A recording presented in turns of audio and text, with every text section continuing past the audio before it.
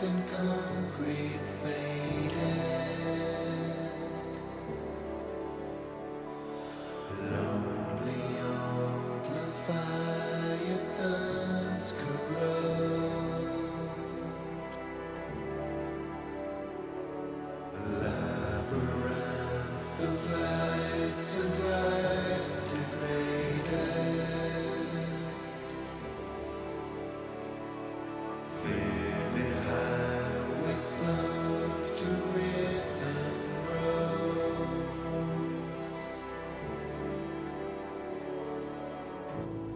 And ever and on we go, never to learn or grow. Pillars of peace estranged. I guess some things never change. We fall again. Step through empty window haze. We fall again. I guess some things never change.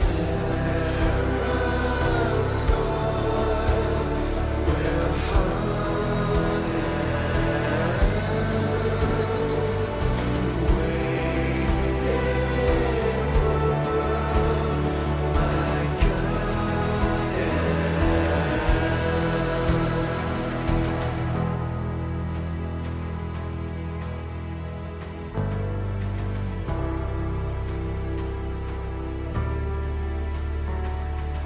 Beacons of the past on each horizon. Weary feet tread stories in the dust. Heathen's heart no steel can crack the diamond. Hope among the ruin and the rust. And ever and on we run. Purest of rains they come. Pillars of peace estranged. I guess some things never change.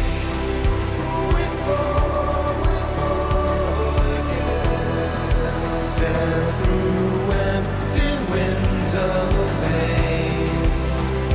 We fall again. I guess some things never change. We fall again. Why do we never change? Whoa, we fall again.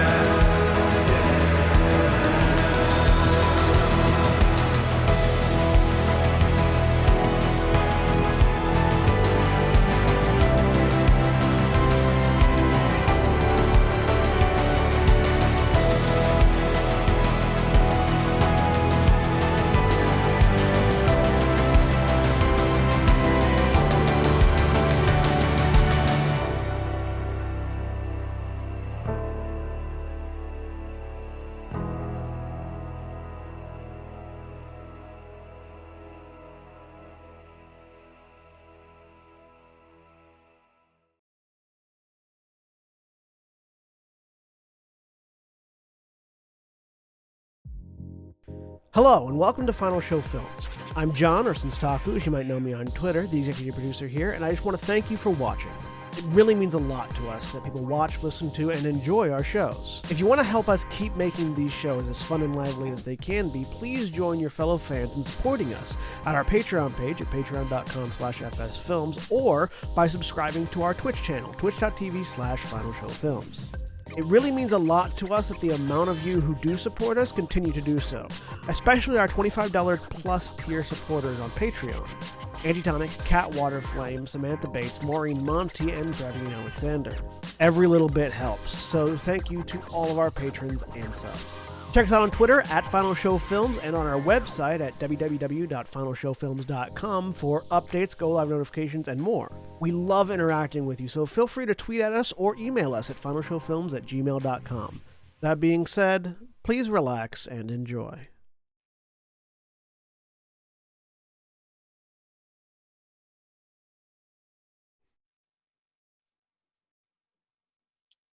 Star Wars: The Twilight Nights, Episode 1, Shades of Grey.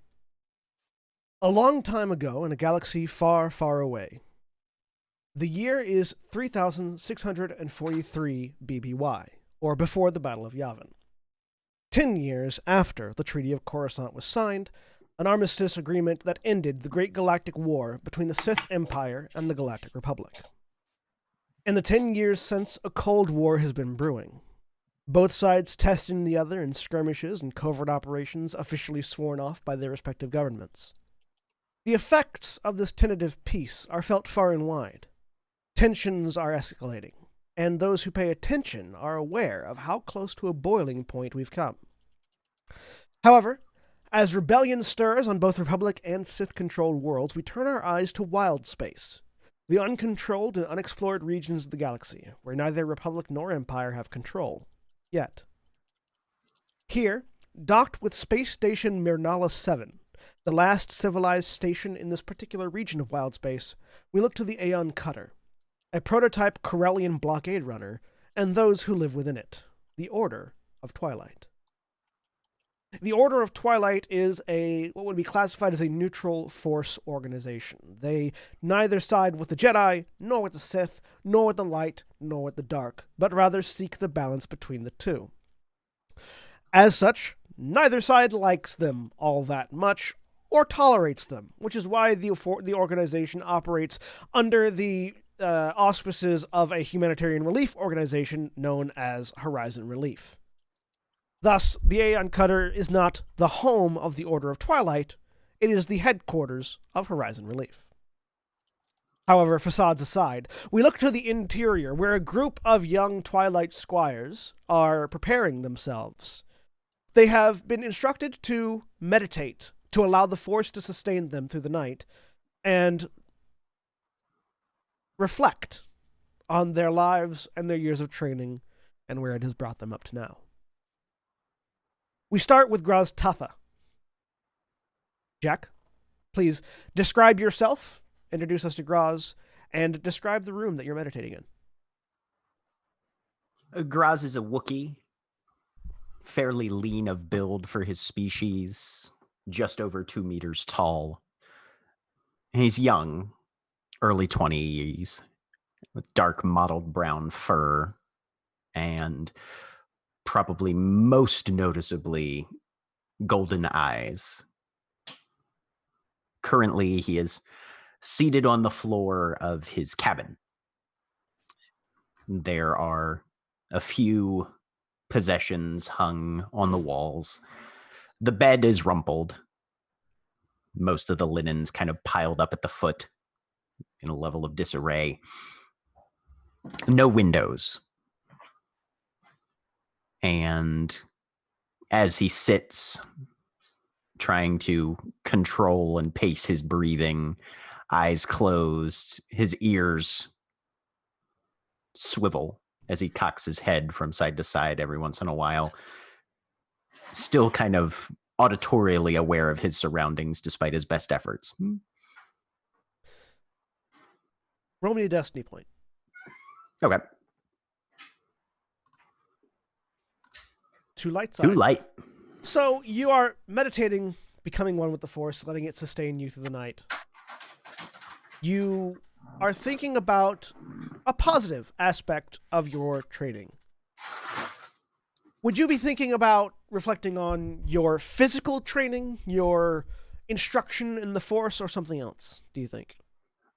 Physical training, most likely. He tends to be a little more in tune with his body than his mind at most points. So as you think back you recall yourself standing astride this long length of rope, strung between two large platforms in the training section, doing your best to keep balance, something that is not very easy for a Wookiee of your size. Wookiees are very agile creatures in their native home of Kashyyyk, but also in the native home of Kashyyyk, everything is bigger. And this is a much smaller length of rope or vine than you might be used to. Standing nearby is this much older Wookiee, Zook, the one of the Crusaders and one of your trainers in the Aeon Cutter, a mostly brown with bits of gray coming through Wookiee, giant of a Wookiee who stands a good extra meter taller than you by himself, with armored robes covering his shoulder and one arm, holding what looks to be a large metal staff in one hand, though you know it is a lightsaber pike. And as you try to balance, Zook simply calls out to you in the native tongue of Wookiees, this growling and barking voice. It's not like a vine, Graz. You can't just grab it and hold it. You have to let it hold you. And this seemingly unhelpful advice, which you've come to know Zook in particular is full of unhelpful advice, frustrates you a little bit, but you get the intention. It's a thing you have to find for yourself. It's not something he can give to you. And so as you're thinking about this and trying to get across this rope, I want you to give me... Let me pull up a character sheet so I can see what all the skills are.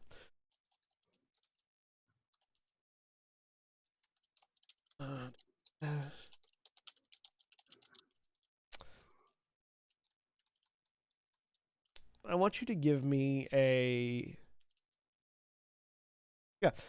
athletics check, difficulty 2. So that's going to be 2 purple die. All right. 2 purples, athletics. 1 success, 2 advantage. All right. So you focus and you let the force wrap around you and let it support you in areas where you are too heavy. And you imagine the rope is a wide plank. And you begin walking forward, 1 foot in front of the other, the rope bending underneath your weight, but this is very clearly something designed for a creature of your size. As you move forward and forward and forward and forward. And eventually you open your eyes, and you're at the other side. And Zook nods. You feel a bit of pride, and Zook just simply says, "All right, now go back." And as that bit of pride is ever so subtly crushed underneath the calm and expectant gaze of this elderly Wookiee, we move to someone else who is meditating. Crack, describe yourself and tell us where you are. Crack is a quarren, which is an amphibious species with sort of squid-like head and taloned fingers. Otherwise bipedal, 2 arms. He has bright orange skin and iridescent blue eyes without pupils or irises, just a uniform iridescent blue. He is currently floating almost completely upside down in a flooded chamber on the Aeon Cutter. There's a workbench nearby. And as he floats, he fiddles idly with an old, mostly broken apart data pad, and is in the process of removing screws and fasteners from it. And as they come out, they slowly float away into the water around him. And a small, plate-sized, crab-like droid is flitting back and forth through the water and picking them up as they drift away and bringing them back and putting them into either Crack's other hand or into one of the tendrils coming off of his face. Now, you have something very specific that you're meditating on, so go ahead and roll me a destiny point. Okay. 1 dark side. And it's something that's a bit frustrating, mostly because of the circumstances. but you're thinking about a request that had been given to you. Graz, at some point, had come to you with a truncheon and asked if you could do a little fixing-upping of it. You recall being in the engineering bay with the Archon Cal Regulus, this large, muscular Cathar, the biggest Cathar any of you have ever seen, almost as big as a Wookiee. And that's saying something because Cathar are typically smaller than humans. So, this massive lion of a man, Catman person, very carefully and casually going over the intricacies of how the Force interacts with droids. It is a common misconception that the Force cannot interact with droids. They can't feel it or see it or sense it the way we do. But it still flows through them. And, much like them, through any other inanimate object. Feel the Force in the object. Feel it flow through the parts and let it guide you in the construction. You are going to be making a hard mechanics check. That's 3 difficulty dice. But you will also add your Force die. All right.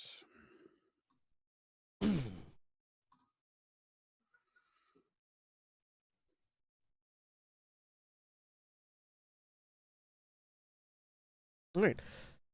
Now, you are a light side Force user, ostensibly. Would you like to flip one of the 2 light side destiny points that you currently have in order to use that dark side point to succeed at this task? No. I again, it looks like I've already succeeded. You Correct? have generated 2 successes thus far. Yes. Right. Assuming Crack feels like he has succeeded, I think he's standing there looking up at Cal because Crack is relatively short but broad, sort of a fire plug type stature. But looking up at Cal, and then we'll focus. And if he feels like he's making sufficient progress here on a droid that he's working on, is that correct? You're working on Graz's truncheon. Oh, on the truncheon. Yeah. Okay. Yeah. Then if that feels like he's making progress, he won't use the force point at this point. 2 successes is enough. You've managed to successfully install the weighted head onto the truncheon. It's not a particularly difficult task. You are simply adding more weight to the end of the into a club.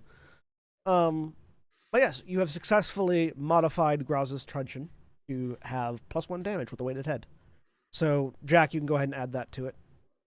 Cool. Even that is something that Crack probably does 3 separate times. He's unhappy with the weight the first time, takes it back apart, removes a little bit from the staff, adds it again, is now unhappy with the link, takes it back off, adds an extender, and then puts the weight on a 3rd time. And that there's sort of a building frustration here, and you sort of feel like, you should be better at this than you are. But you succeed. And leaning back and looking at it, Cal goes, "Congratulations. You've added weight to a club. Now let's try this." And he reaches underneath the table, picks up what looks like a heavily modified blaster rifle, drops it on the table in front of you. Take it apart. And as you begin to follow the screws and follow the pieces and remove this blaster rifle from its various components, we shift again to Corsarath. William, please introduce yourself, describe your character, and where you are. Corsarath is a pure-blooded Sith, and for what that means in the modern age, there are very few who are truly pure blood, but he is deep crimson-skinned with the variety of bony protrusions and facial tendrils that comes with the typical appearance of a Sith pureblood, with bright red eyes and a deep scar that runs above the right eye down across the right cheek. Currently sitting in what was at one point his own personal room, but is now shared with another, sitting cross-legged on a bed that has been moved to center point within the room.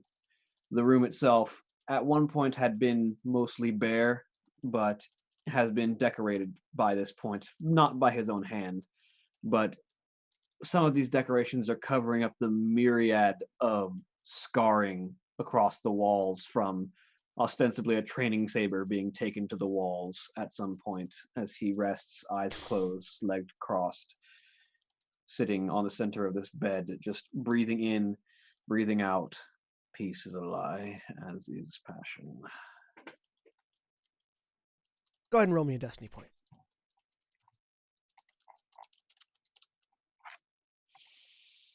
Dark side.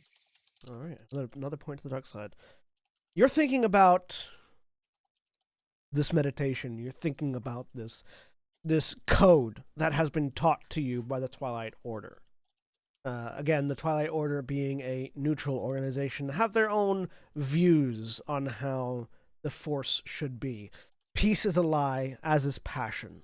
There is no peace without conflict. There is no passion without serenity. The Force is one, not two halves of a whole.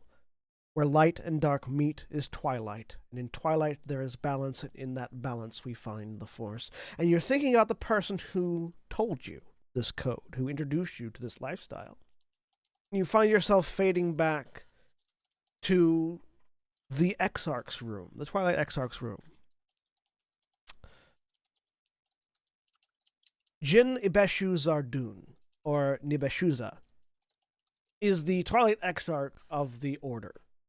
He is a very serious-looking Chiss, but all Chiss are very serious-looking, with their smooth blue skin, brilliant red eyes, and a calm, imperious demeanor. Jin in particular, or Nibeshuza in particular, seems like the individual who you would never notice first in a meeting, but once you notice, you realize that he has been in charge the whole time. It's this very quiet power that he possesses. Specifically, you recall sitting across from him at his desk in his office, drinking tea, and trying very hard, as you normally do, to get a read on him. He told you once that if the day you would be able to read his thoughts would be the day you would no longer need any training. And so you're trying. Do you have any force powers currently unlocked? Nope. I want you to give me...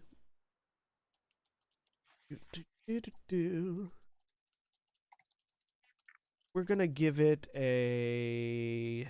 Here we go. Let's look at our social skill interactions. I want you to give me a discipline check. This is going to be difficulty. This is going to be a hard difficulty with 3 difficulty dice and upgraded twice. Good, so I won't be able to make this. No, you never know. You can always roll blanks on all the difficulty. No. So, with a That's failure... one of every failure you can get. With a failure, a threat, and a despair, you sort of... You're looking at the Exarch, trying to get a read on something. And you realize you're only sensing your own emotions. No matter what you try to do or what subject of conversation you try to go down, as you are communicating back and forth and enjoying a very nice cup of tea with the Exarch, everything you're getting off of him is like if your emotions were the sun and he was a mirror. And you come to this realization right as you felt like you were on the cusp of getting something, and you realize that you were never going to get anything. And that's just a little bit frustrating. The only thing he's reading is loathing for himself. From himself. It's amazing.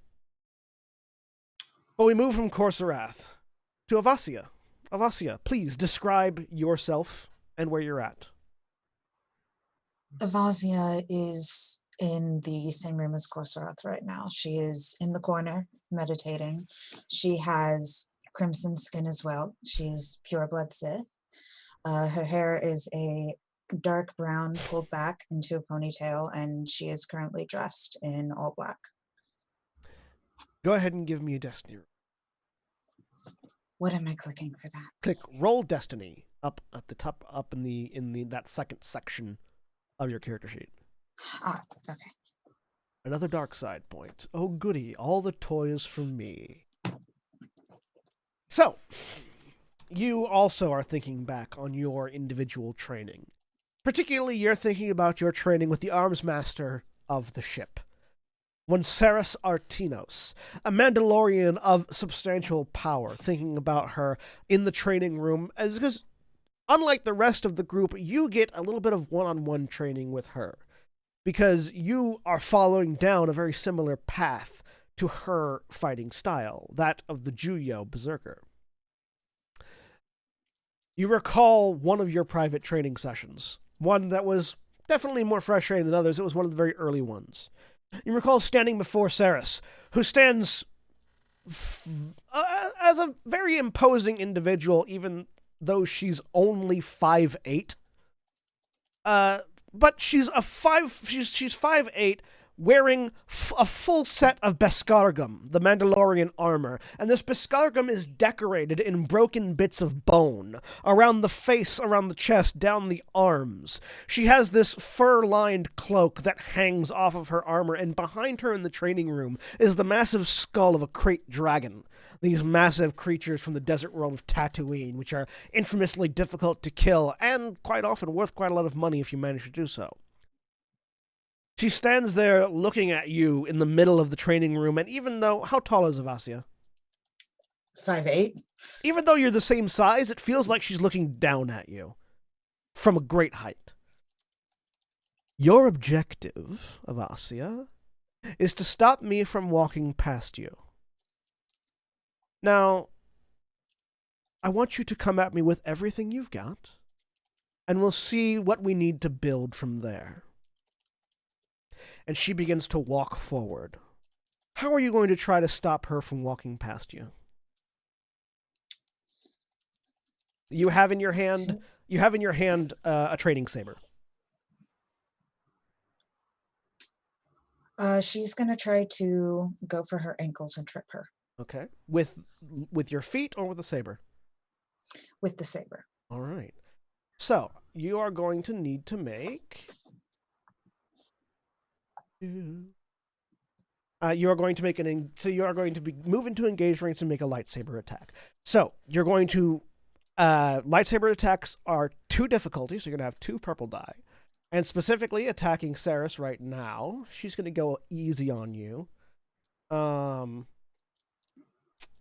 You are going to need to upgrade that attack 4 times. So when you're looking at your dice pool at the top, you add 2 to the purple die, and then 4 to the upgrade box immediately underneath it. Then click out. Then go into combat, find your lightsaber, make sure it's set to lightsaber for the skill, and swing.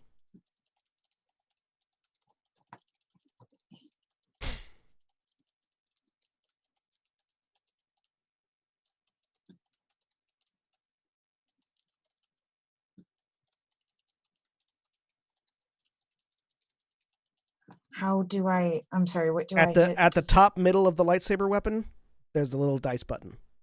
Oh, okay. Sorry. That's all right. So you succeed, and 2 threats and a despair. So you actually do score a hit. You come in, ignite that lightsaber. There's this crackle hiss of the plasma blade extending, this pale blue blade. You come in, drop down to your knees, slide, swing, and the lightsaber scores across the ankles of Ceres. And you continue to slide past as she continues to walk. The lightsaber not even leaving a glancing score across the ankles. That attack was using her brawl skill.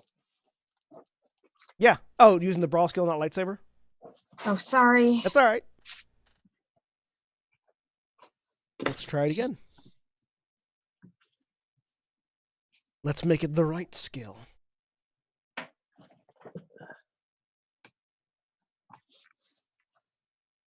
That's actually better. It is better. It's significantly better. There's no despair. So again, you come through, sliding through, and the blade parts for her legs as she continues to walk past you. You manage to not collide into anything, though, and get back up to your feet as she turns around. Your job as the warrior, as the one who walks the Juyo path, is to protect everything behind you. If an enemy manages to get past you, then your job has failed. We will continue this training until you can stop me from walking past you. And the training continues. For years, your training continues. Eventually, you do manage to stop her from walking past, not by trying to trip her or injure her, but by forcing yourself to be an obstacle she must address. And throughout this entire competition, you realize why you were picked out. Because your frustration in this moment gives you the strength and the stubbornness to continue on against this overwhelming force that is your trainer. But we move on to Katahab. Aaron, please describe your character and where they're at. So in a room with a wide window that looks out into space, or at this time perhaps some market or storage bay, wherever we might be docked. There's below it a rack of wooden storage with small boxes that extend out onto all of the other walls of this relatively compact room that probably brings to mind a herbalist clinic, an impression that's probably reinforced by the drying plants and flowers also hanging from further up on the wall. There's a wooden table with more storage beneath it. It seems like many things are away at the moment, except for one thing that is on the table, an incense burner that is wafting smoke around the entire room and towards Kata, or Kitty. The resemblance to Graz is very strong, though if one can differentiate Wookiees, there's clearly less muscle mass and trained strength to her figure. The hair on her head has a few waves and braids and a notable feather that's green and yellow. And the hair on her arms has much tighter braiding to it, as though to keep it from getting caught on anything will not in any way restricting the senses that come with direct touch uninhibited by gloves. All right. And you're thinking about creation, the act of crafting and alchemy, things you've been learning aboard this ship, things that you feel you were destined to learn aboard this ship. Go ahead and roll me your destiny point. Okay. Oof. 2 dark side. Ha ha ha. Countering out my brother. We're down 2 to 5 right now. It's looking good for me. So only gonna get better from here, I'm sure. Oh yeah. So you're thinking about a room with a bubbling cauldron and all manner of exotic materials hanging from strings on the walls and from shelves. A room that most of the ship fears to step in because of its inhabitant. Not necessarily because of anything she has done, but because of the reputation of her people. One Raz Shayla, a Dathomirian Night Sister who serves aboard the ship as a crusader of the Twilight Order, and particularly as your instructor in the alchemical arts. You have come to her with resources and an idea. You want to craft an amulet, a protective amulet that you might bestow upon one of the other squires in the hopes that it might aid in their tasks ahead.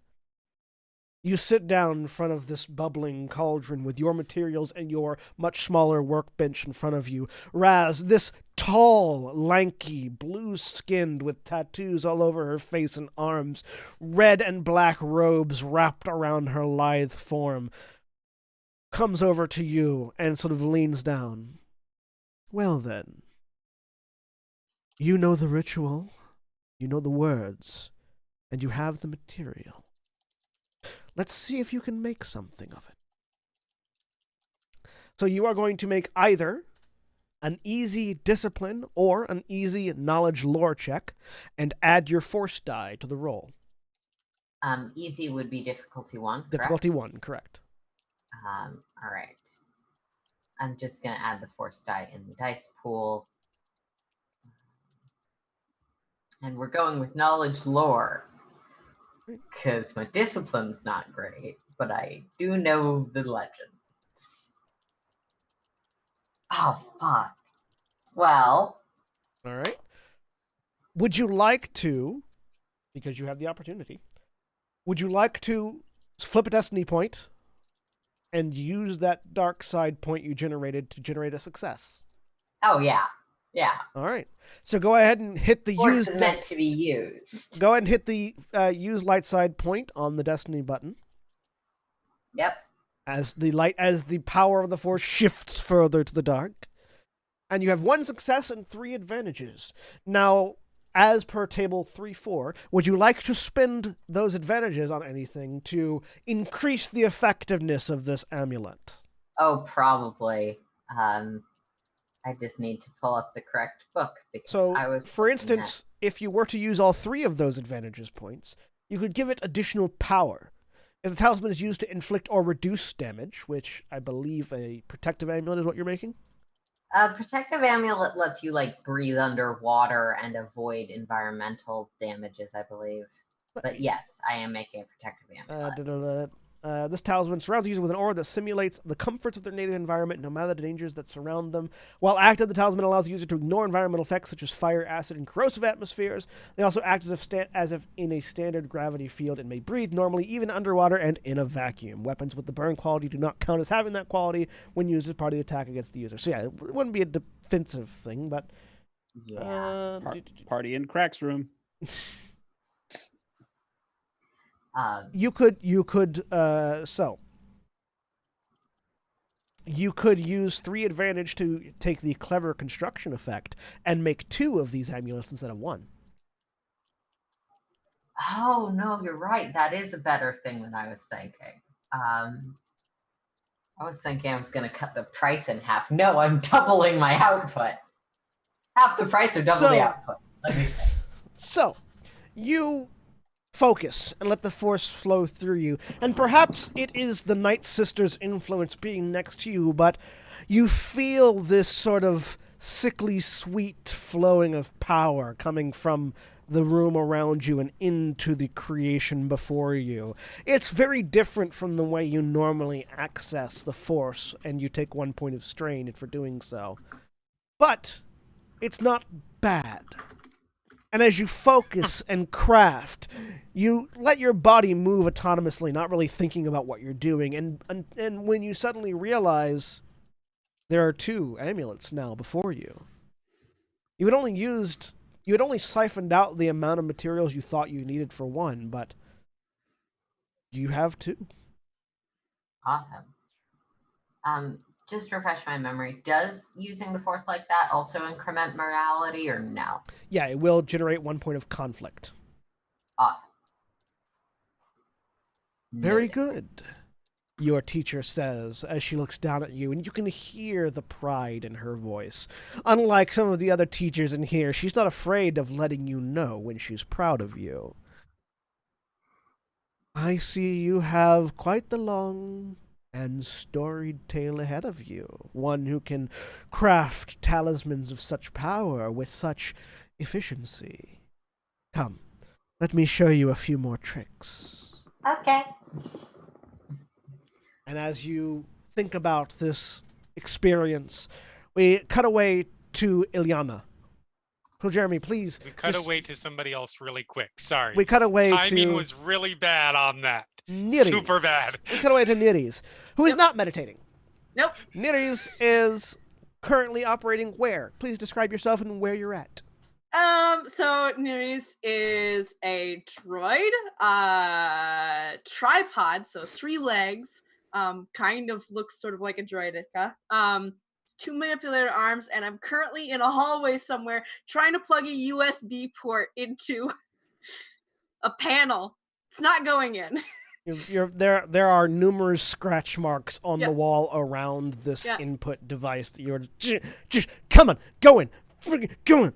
And as you are frustratedly trying to plug in, and you flip it over, try it now. No, that didn't work. Yep. Flip it back over the other way, try it now. As you do that, suddenly your vision turns red, No. and runes pass across your visor. This string of text that you cannot read. This goes back and forth until it's all you can see. You've lost all sign of the exterior world at this point. The wall is no longer there. And this red and black vision of text flows across you.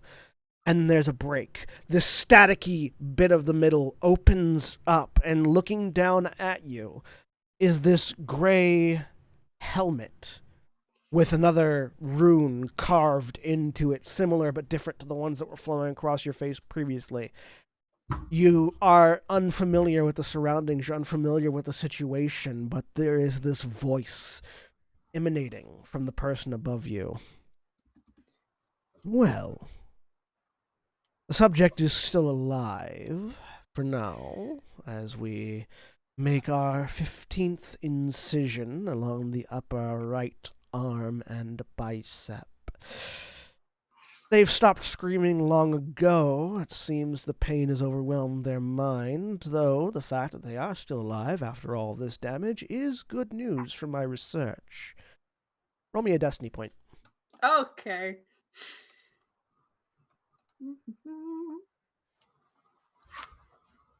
The light side. Yep. No, and as this individual begins to speak again, there is this crackling breakup, as if it said something, but it was censored in your mind, and you couldn't hear it. It was just static. Let's begin on the next incision. And the image closes, the words come back, and it's just, you cannot make any sense of it. Distantly, you hear a voice going, hey, hey, hey. And then all of a sudden there's a clang, and your vision comes back to normal. You're looking at the wall as a mechanical hand smacked you upside the back of the head. Hey, Nereis, what's going on? You having trouble? Ow!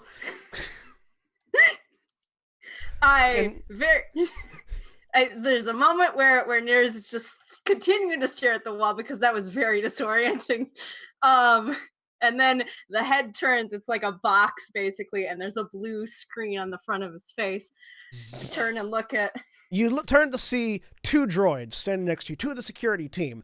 We have W3DG, Wedge, the one that smacked you upside the back of the head.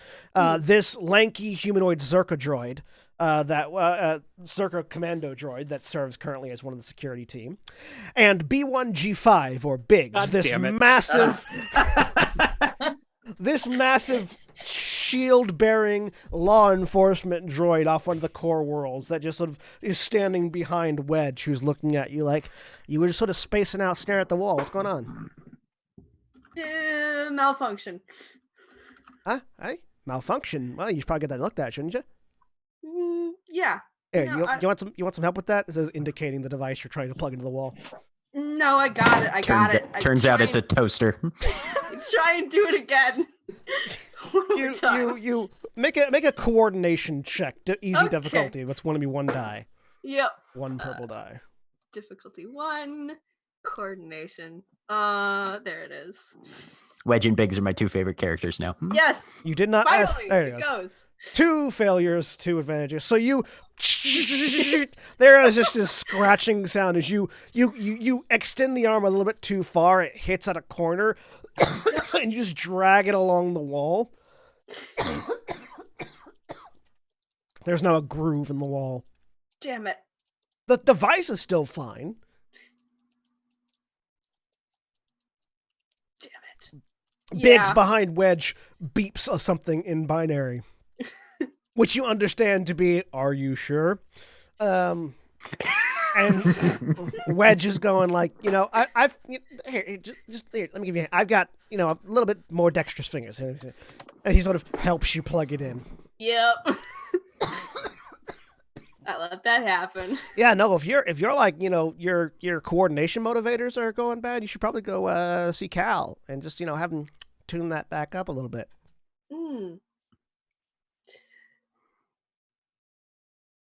Yeah, no, I'll just get my previous maintenance records from I walk off. Cool. See you later. Oh, by the way, watch out. Some of the dumb droids got stuck in the maintenance shaft, so they might come raining out as you're walking past. Just let them do their thing. They'll get through it eventually. Will do. Thank you. And the dumb droids are repair droids that Cal has put together throughout the ship to help him with various fixes. They're basically pit droids. And they get stuck very easily because they have an intellect of 0. Yep. But they work good in groups. Mm-hmm. So And you head off. Are we ready? Are we ready now, Jeremy? Yes. We cut back over to Ilyana. Yep. So Ilyana, I figure, is probably in her room, I would say. Which is as wildernessy as she could possibly make it look. And Ilyana's Dathomirian is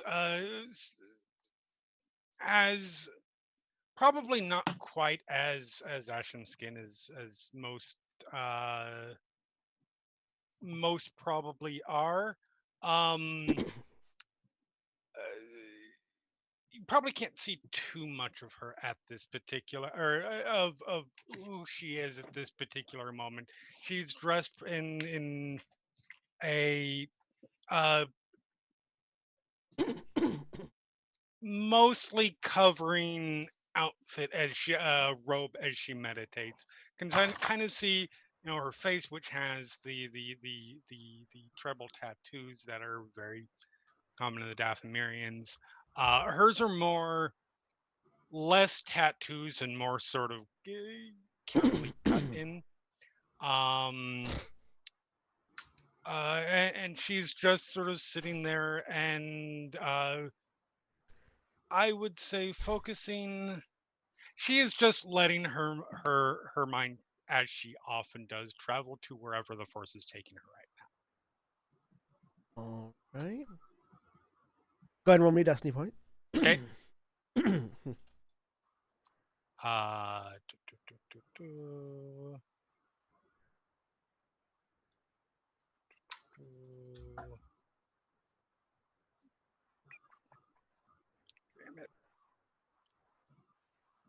Hey, look. The light side. Hey.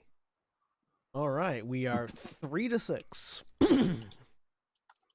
So, you're thinking back a little bit further than maybe everyone else is. Thinking back to shortly after you left Dathomir, following as the Force wills. You recall being on a space station in the core worlds. Mm-hmm. The Force guided you to a particular place. There is a bar on this particular space station, but not inside, around the corner and to the back. And as you walk into the darkness, unafraid, because darkness has been your closest companion since you can remember, a voice, sickly sweet and smooth, comes out from the darkness. "Hello, sister. I see the Force has guided you here to me."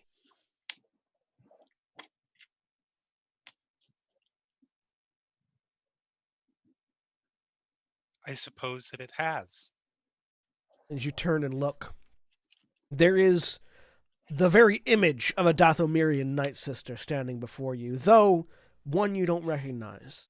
One Okay. that has been long gone since before you came to Dathomir. Okay. Red robes, pale skin, the tattoo markings, holding what looks like to be a force pike, this long, thin metal staff. The Force guided me here as well, telling me I might find a lost sister wandering among the rabble. Tell me, why are you here? Why am I? Here. And she You're sort of gonna. holds her arms out.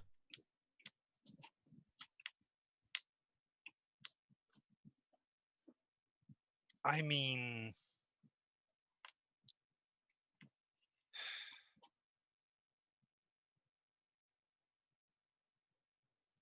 that's a question that. That's really a question that sort of answers itself, doesn't it? So you follow where the Force indicates, no impetus or curiosity of your own. I didn't say that. She smiles. So again, why are you here? If I said you first, would that be mean? I am here as a guide to find all of my sisters who found themselves thrown away, discarded, or otherwise unwanted by our dear, and when she says dear, you can hear the venom, mother on Dathomir. Okay. She sort of raises an eyebrow and looks at you. Are you saying that's me? If it's not, I can simply go my own way.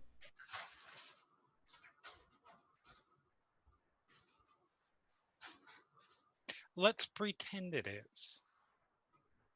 She smiles. I haven't decided. What's next? Well, we go somewhere where you can decide. Come. My name, dear sister, in case you're curious, is Raz Shayla. And you? Eliana. A pleasure to meet you. Walk with me. And as you meditate on this moment, which you generally consider to be a fairly positive one, not necessarily because it took you in the direction you wanted to go, but because it afforded you certain opportunities you might not have had otherwise. You recall following Raz back to a ship, the Aeon Cutter, where you have spent the past few years studying, training, and attuning yourself to the Force and trying to decipher its will, why it brought you here, why it brought you to Raz, and why it brought Raz to you. Mm-hmm. Meanwhile, while the group of you are meditating, one who is not finds her way to the Exarch's chamber. As you get there, I want you to make me a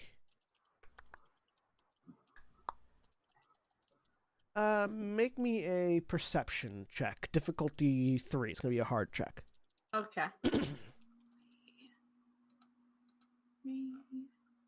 Perception. Oh. Nope. As you get there, your sensors can detect that the Exarch is talking. You just can't make out what it is that is being said on the other side of the door. But there you can, but by that also nature, you can tell the Exarch is in. All right.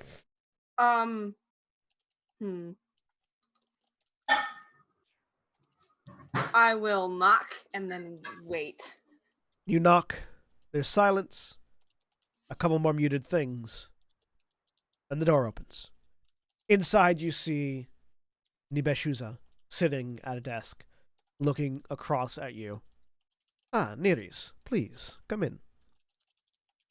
I will walk in, I'm looking around to see who he was talking with, or was it a hollow? Doesn't seem to be anybody here. Okay. Probably a hollow call. Okay.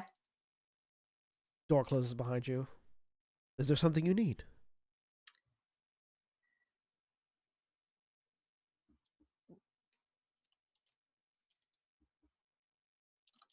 The memory happened again. What was it this time? Helmet?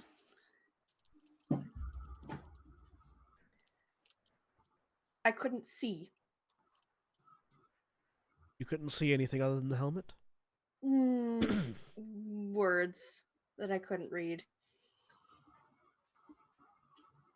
What if that happens when I'm piloting? Would be very bad. Give me a cool check, difficulty 2. Okay.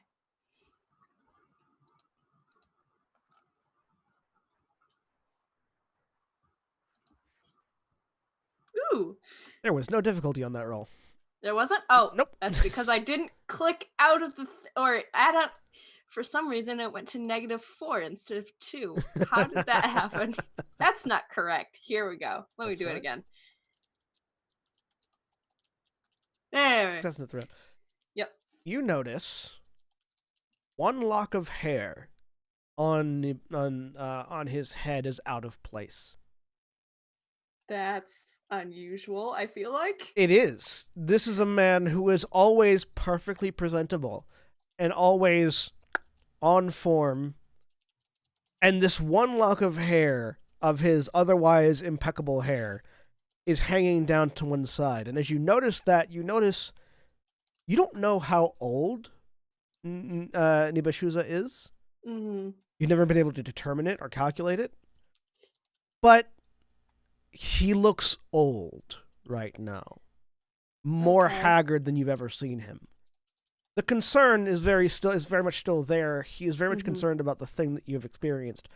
Yep. But something is wearing on him more than usual right now, and you wouldn't have noticed it if not for that hair. Mm-hmm.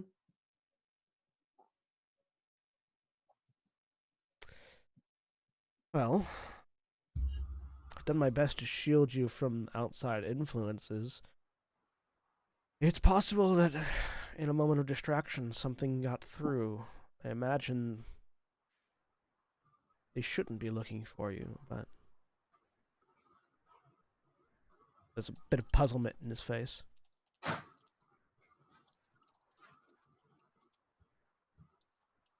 And again, he just looks tired.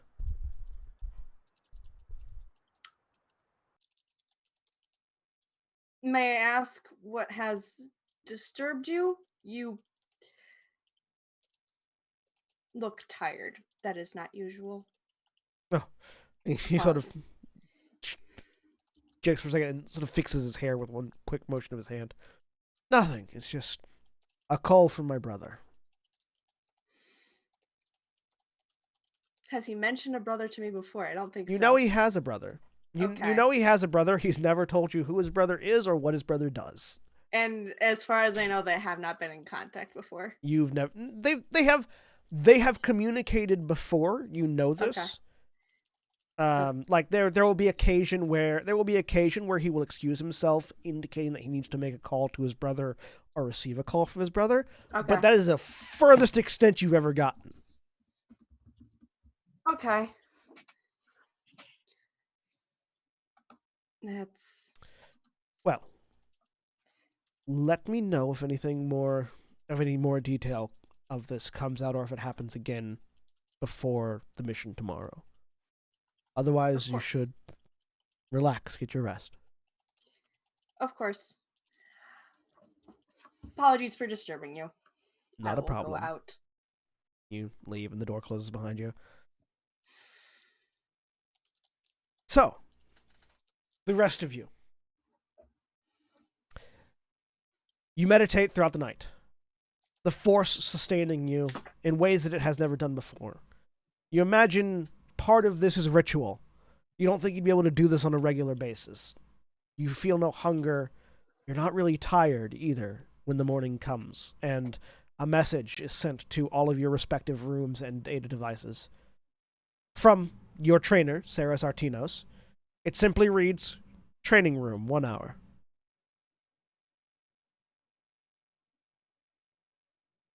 Okay. Question. Yes. Because I wasn't able to get it. Does a data pad serve as a comlink as well, or are those two separate things that you need one each of? Those are two separate things that can occasionally be combined into one.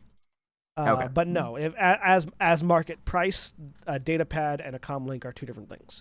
A data pad is a device on which you store information, and a comlink is a device through which you communicate audibly.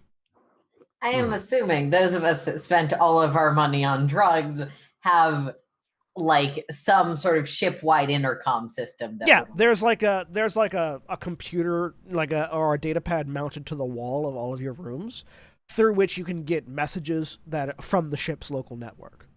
Cool. Okay. Yeah. And that would be where this message is coming from. Yep. Okay. And we're given an hour's notice? Yes. Graz heads down immediately. Okay. Grab those talismans and also head down pretty much immediately. Niris, you're also given a message, this one from Nibeshuza, saying, it would be good for you to be in the training room when the others arrive, so that you can monitor their combat and assess for yourself where you might fit in their lineup.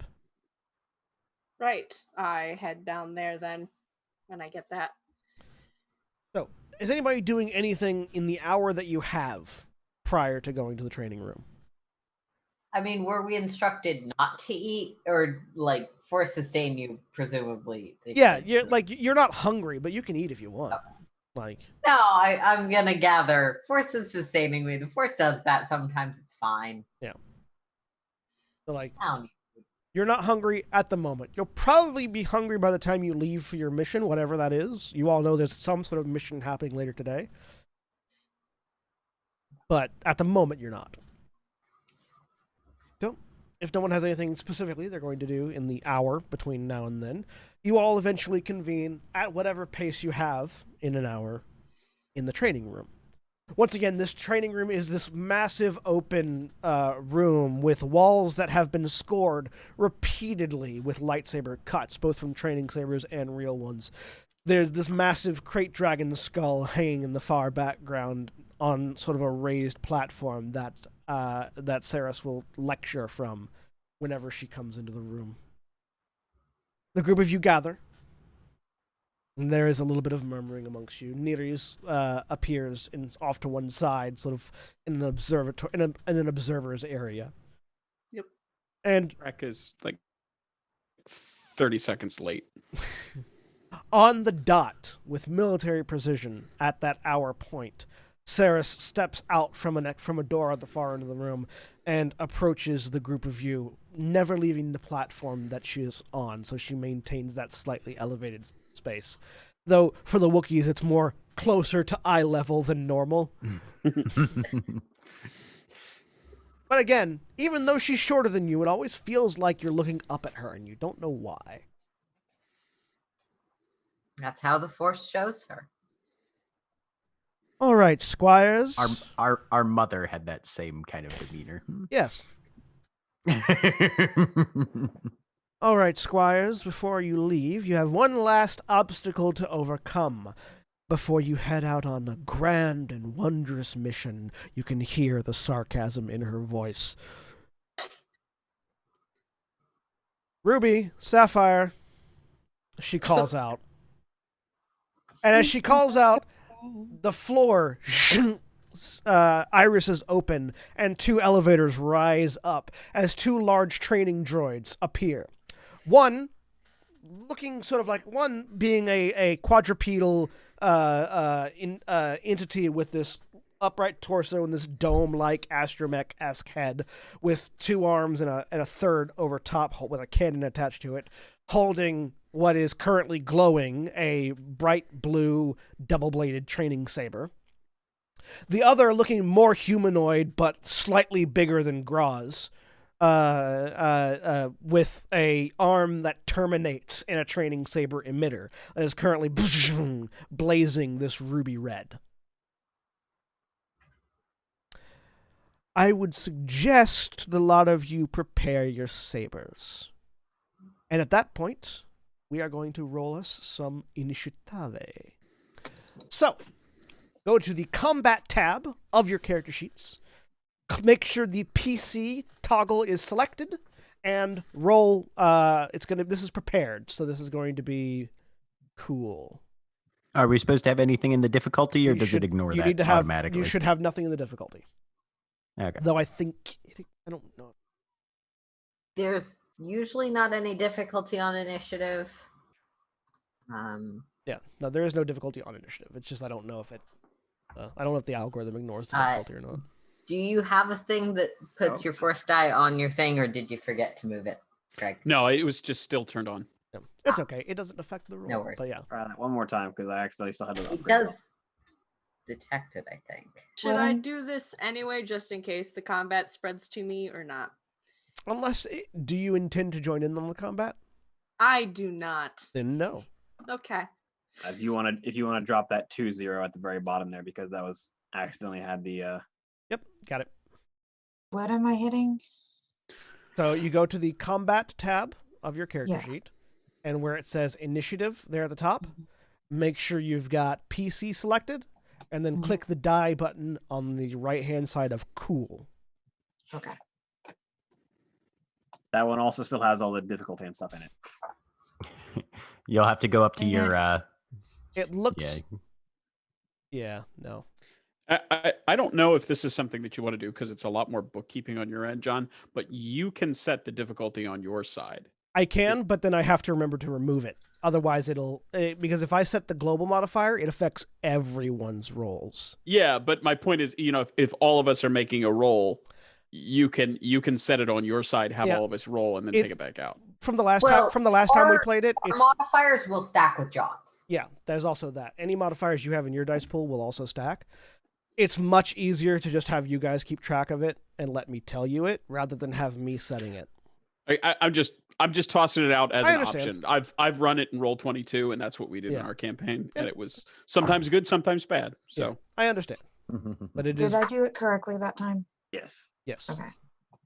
As I try to find both Rupee and Sapphire. There you are. The one that needs to be removed is that 0-0 at the bottom. Just don't let them get together, guys. Oh my God, there's a song playing, isn't there? Yeah. 2 and I don't like these droids. They always say they're stronger than me. All right. So lesbian romance is too powerful. Your lightsabers all, with this crackle hiss, jump to life as you all prepare for what is apparently going to be one of your final training sessions. At least before this supposed mission, whatever it is. The first slot in initiative is a PC slot. So, again, just to recap, the way initiative works in the Fantasy Flight Star Wars systems is you generate a number of initiative slots based on the number of players and the number of enemies. Though sometimes enemies have abilities that will let them generate multiple slots or go in different times. And then when those slots arrive, you get to pick who goes when. So, of those of you that are currently in the fight, we should have 1, 2, 3, 4, 5, 6. We have 6. Who wants to go first? Graz does. I almost want to, but it would be a dick move of me based on what Ilyana's going to do, so I will not go first. All right, so in combat, you have 2 things you can do. You have an action and a maneuver. If you want, you can take an amount of strain to take a second maneuver if you wish, though you cannot make more than 2 maneuvers in one turn. If you look in your handouts, in your quick references, you will see there are 2 things, actions and maneuvers and actions in encounters. Those are the 2 things that explain what your maneuvers and what your actions can do. The reason there's that caveat about how you can't have more than 2 maneuvers in a round is because you can take an action to do a maneuver, so you wouldn't be able to take strain and triple stack. Legit. It's 2 strain to perform an additional maneuver. Okay. Anyone that received any strain from your flashback sequences, you can remove that. It has been long enough that will have gone away.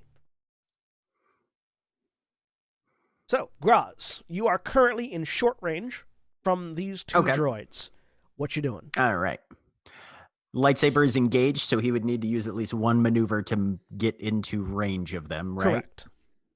He's going to suffer 2 strain. So he's going to maneuver and then aim and then attack. All right. So you get a boost die added to your attack for aiming.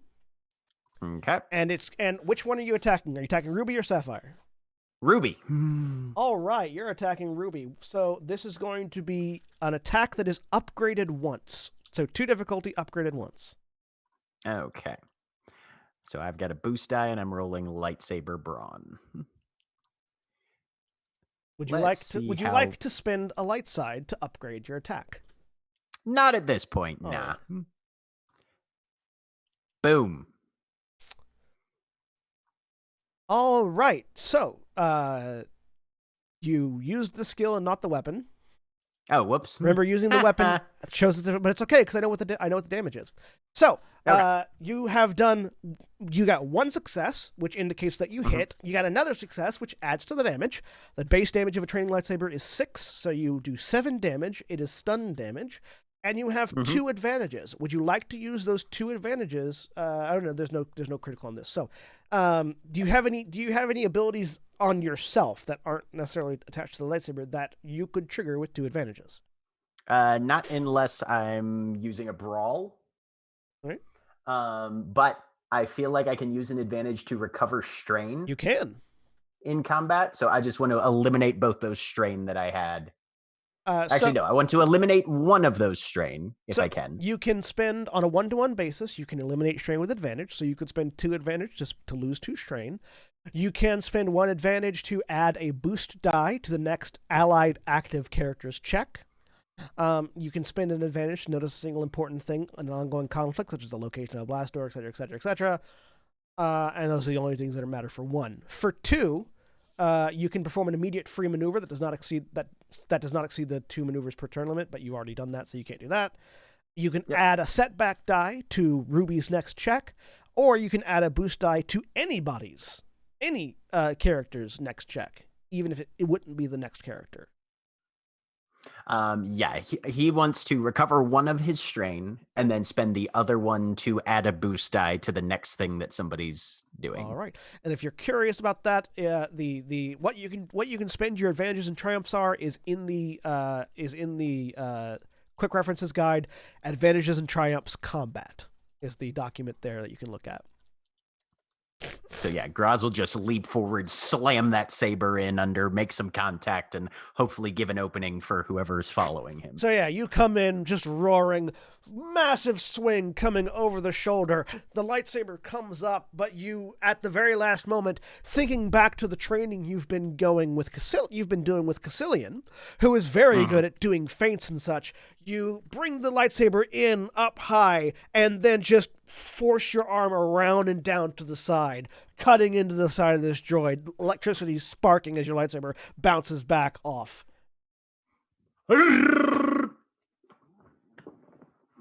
Dealing 1 point of strain. Because they've got soak out the ass, don't they? Yes, they're training droids. They're meant to be hit. All right, NPC turn. Well, Ruby's going to take this slot and is going to punch back at Graz. We're going to have 2 difficulties. Do you have anything that upgrades the difficulty of an opponent attacking you? Nope. All I've got is soak. All right. Well, let's see what happens here when Ruby decides to smack you in the face. Ow. So that's going to be 6, 7, 8, 9. That's going to be 9 stun damage. So that's going to go straight to your strain. However, Ruby did generate a threat. And right underneath that advantages and triumph combat quick reference chart, there is a threats and despairs quick reference chart, which you can look at. For 1 threat, you can make them suffer an additional strain, or you can make them lose the benefits of a prior maneuver, but they haven't taken one. So, would you like to add some strain? They'll take a strain. All right. So yeah. Now, does soak apply to my strain damage as well? Yes, it'll apply to this because it is an Okay. attack on you. All right. So I only take 4. So yeah, that lightsaber comes in and gets you in the side, and just reflexively, as the shocking damage hits you, you just bring an elbow down and smack the arm away, generating an additional point of strain on Ruby. All right, and meanwhile, Sapphire is going to move in to engage with the others. So this double blade wielding droid on 3 legs just click, spiders over, aiming directly for we're gonna say Crack. Crack, as soon as he sees Graz get hit, calls out to them, "How high is the voltage today, Graz?" All right. Do you have anything that upgrades the difficulty of attacks against you, Crack? Oh, certainly not. All right. All right. Hey, 3 successes and 2 advantage. So now we're going to go over item qualities because this is relevant. So certain item qualities can be activated by spending advantages. Double-bladed lightsabers have the linked 1 quality, which means you can, up to 1 time, spend 2 advantages to trigger a second hit for the same amount of damage. So, Crack, you take 1 hit from 6, 7, 8 points of stun damage. It's going to go to your strain, but you will be able to soak some amount of it. As one blade catches you in the side of the head, that hand on the droid then spins around rapidly, and the other blade comes around from the other side and whacks you in the shoulder, dealing another 8 strain to you. Craig goes, "Oh, never mind. Just found out." And it is a PC slot. So, other than Graz, who's going next? Corsorath would like to step in. All right, Corsorath, take your turn. So so Sapphire is currently in engaged range with all the rest of you except for Graz, and Ruby is in engaged range with Graz. So Corsorath, having walked very quietly into this room and having mostly just stood there and listened as information was given, as soon as the lightsaber turns on, looks up at Sapphire's in front of us right now? Yeah. Looks up at Sapphire. Oh, well, I suppose we're going to have to deal with this now, aren't we? How quick are you today? And it's just going to try and thrust over the guard. All right, so that's just going to be 2 difficulty. Sapphire does not have adversary 1. Ruby does.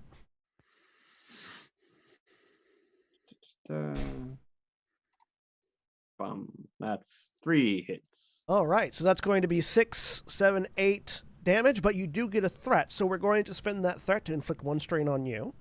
So you're going to take 1 strain as you just sort of leap at Sapphire, coming in with this very, sort of targeted aiming thrust, trying to get it over the arm. And you do succeed in getting over the arm. You just stretch a little bit too far, and your muscle in the back goes right there, and you sort of feel it.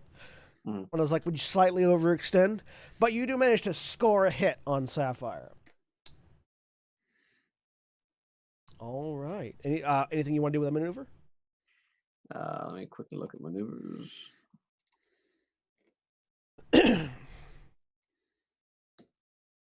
I suppose I can't do a guarded stance after I've already attacked. Does it say you can't?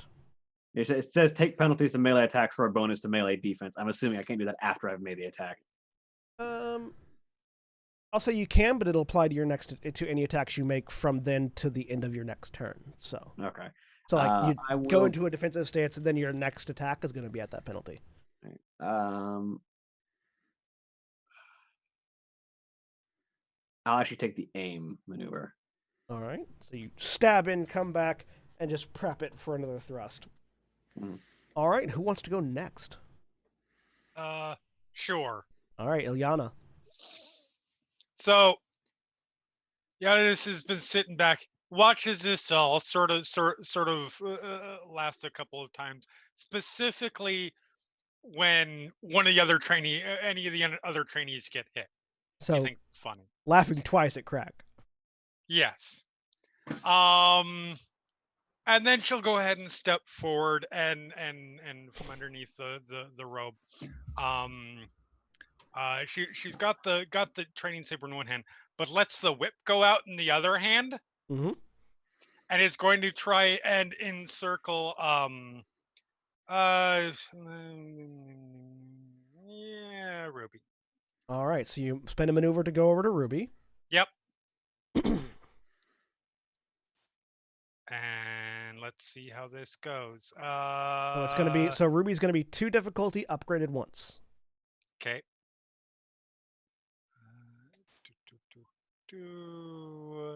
Upgraded once.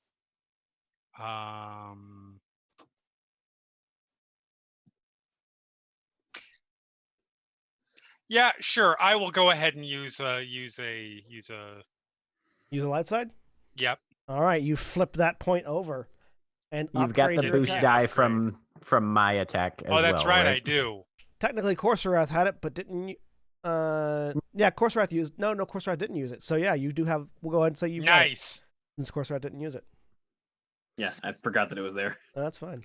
Well, that's a success and a threat. All right, so you do manage to hit. You're going to take 1 strain from the threat as you whip that, as you snap that whip, and it just sort of cracks off the side of the armor. Yep. It doesn't look like you did anything, but the whip sort of jostles back, and the tip just cuts past your cheek, which is going to be what that 1 strain is. Okay. Ow.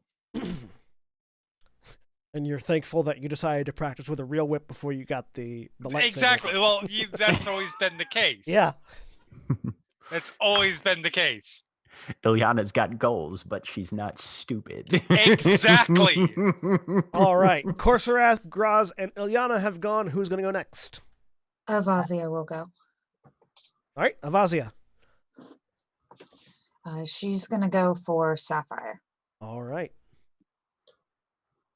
So Sapphire is now surrounded by 3 of you. We're going to say you're going to get a boost die to the attack. Since there are 3 of you, and it's hard to keep track of all 3 of you. Which one is that? That's going to be a blue one. So it's going to be 1 additional blue die on your attack. And it's going to be standard 2 difficulty. So 2 purple die on the attack as well. Mm-hmm. No upgrades on either side, unless you would like to spend a light side point to upgrade your attack. Sure. I'll go ahead and do that. All right. So hit the use light side button. I have 1 light point remaining. Don't worry, you're about to get some more. I figured. Words you never want to hear. And I add that upgrade? Yep, so you add an upgrade on the positive side, so on the left side.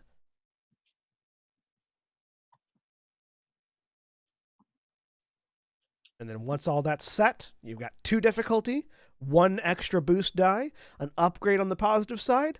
You go to the lightsaber and hit that dice button that's up in the top middle of the box. Ooh, triumphs! Triumphs are great. Let's take Triumphs are good times. Let's take a look at what you can do with some triumphs. All right, so you're definitely hitting and doing a good amount of damage. Let's see. Advantages and triumphs in combat.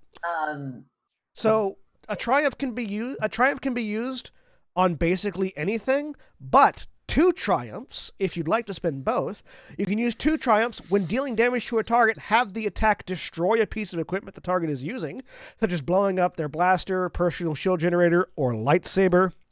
Or you can, that's actually a separate thing, destroy the lightsaber an opponent is wielding. At the GM's discretion, the crystal may be salvaged from the destroyed lightsaber and installed in a new hilt with any modifications intact. Would you like to destroy the lightsaber in the training droid? I would love to destroy the lightsaber. So, Avazia comes in and shoulder rolls over Corsarath, just using Corsarath as a springboard. Comes up, flips up, slices down, and as she lands on the other side of the training droid, there is this crackling electricity and then a poof, as the double-bladed lightsaber it was holding explodes from the middle and just clatters to the ground, having destroyed it, as well as doing some additional damage. Juyo Berserkers, man. You look off to one side of Asya, and you see the subtlest of nods from Saris. But you do see it. All right, and that leaves 2 more. So between Crack and Katahab, which Crack is currently stepped aside, so Katahab. I'm here. Oh, okay. Sorry, if you want to go, that's totally. I do have a droid in my face. That would be the only reason I'd want to go. Go ahead. Does it take a maneuver to switch weapons? I think it does. Yes. Yeah. Okay. All right. Then I will use my my maneuver, and Crack will reach to his belt and pull out the pulse disruptor that's there. And wincing from the double bladed attack, is going to whip that out at I think it's Ruby that attacked. Sapphire. That's right in front of you. Sapphire. Okay. Yep. Go ahead and make an attack. 2 difficulty. Okay. This is an ion weapon, which means it only damages droids. Right. Yep. And ships. I mean, yes, it does damage ships, but it's a little small to damage a ship.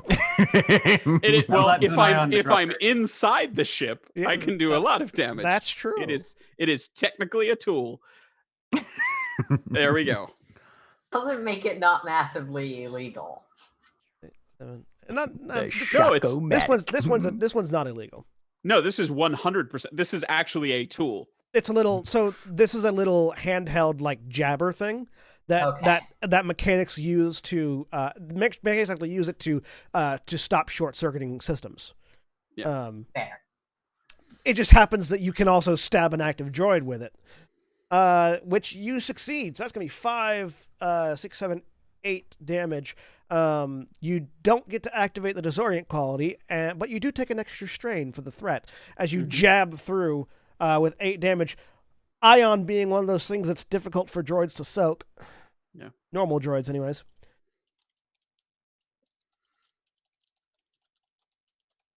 All right. And there's just this electrical throughout the droid, which is still standing there, and sort of the head swivels back towards you again. All right. Just testing. Katahab. You know, between the destroying the lightsaber and the ion weapon, I think they got this. I'm gonna go over to the one that my sibling and Ileana are on, Sapphire. All right. So heading over there, if you're going to attack with your lightsaber, because there are 3 of you now surrounding this one, you're going to get an extra boost die. I will take that boost die and probably fail to hit anyways. What's the So it's going to difficulty? be 2 difficulty upgraded once to hit Ruby.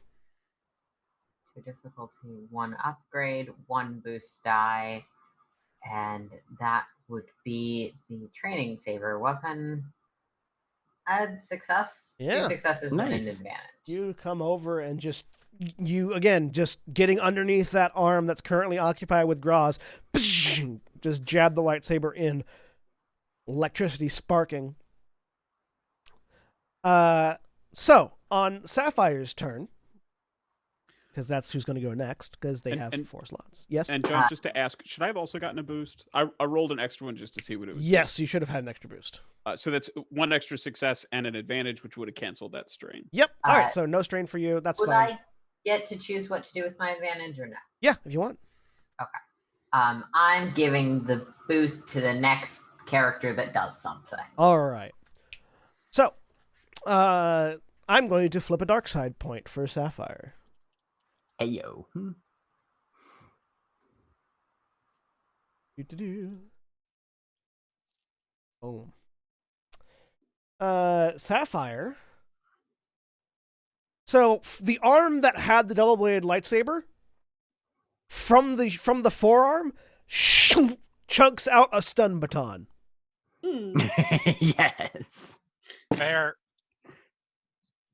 And it's going to punch Crack in the face with a stun baton. It's a taser off.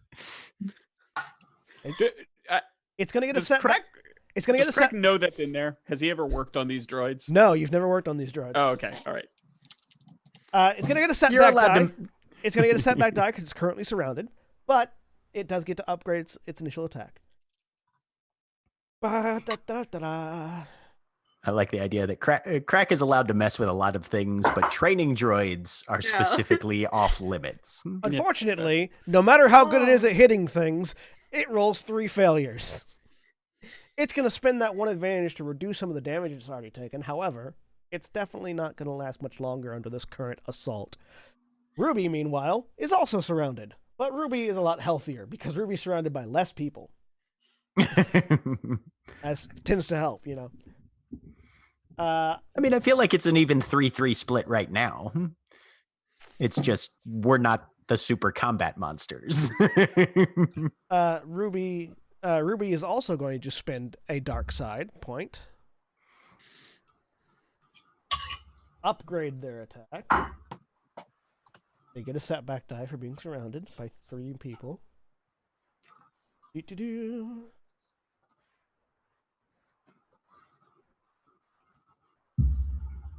And they're going to do this.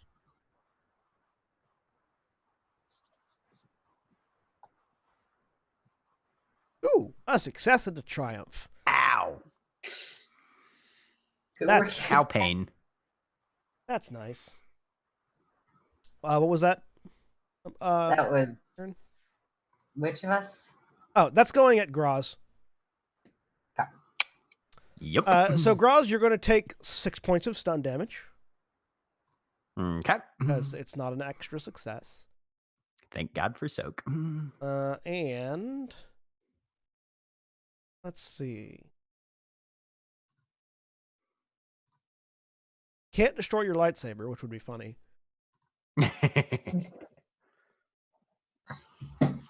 We're going to say that it's... Yeah. So the lightsaber comes in and stabs into your hands. And as it does, the electricity just sort of shorts out your lightsaber, which deactivates. Your lightsaber still functions. You're just going to have to turn use it back on. a maneuver to turn it back you're gonna on. have to use a maneuver to turn it back on on your next turn. As it just stabs in and hits you, like basically goes across the lightsaber into your chest and then back. All right, top of the round. Who's taking that first? So now everybody's free to take an initiative slot again. Who's taking the first PC slot? Corsaroth would like to take the first one to finish off Sapphire. Go for it. So you've already got a boost die from aiming. You've got a second and then another boost die from flanking, and the third one from being assisted. And a third one from being assisted. So you've got 3 additional boost die, 2 difficulty to attack. That's Bring why it I wanted home, to go first, pure so I could blood. claim that- so I could claim that extra boost. Come on. You're a swordsman. Yes! Nice. Yes, you are. Overkill much? Yes, you definitely Wham! needed that boost. What would you like to use that advantage on? Let's see real quick. I'll pass the boost along. All right, so the next question. So you aim, sort of aiming that thrust very carefully as you've been taught by the Makashi tutor on board. And you basically flow forward, following the blade in and around. You scrape past the chest piece and just stab right through until you join Avasi on the other side. And the droid just deactivates. Corsaroth thrusts through and twists around and brings the blade back around and flourishes. Look over at Avasia. Oh, it's lovely to see you here, darling.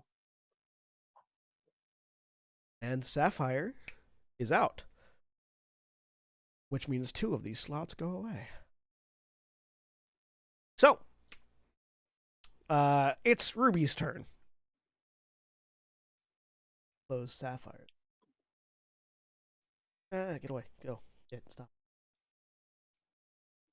And as Sapphire ends, you all watch as the droid lifts into the air and begins to float towards Saris, who just has a hand out and up.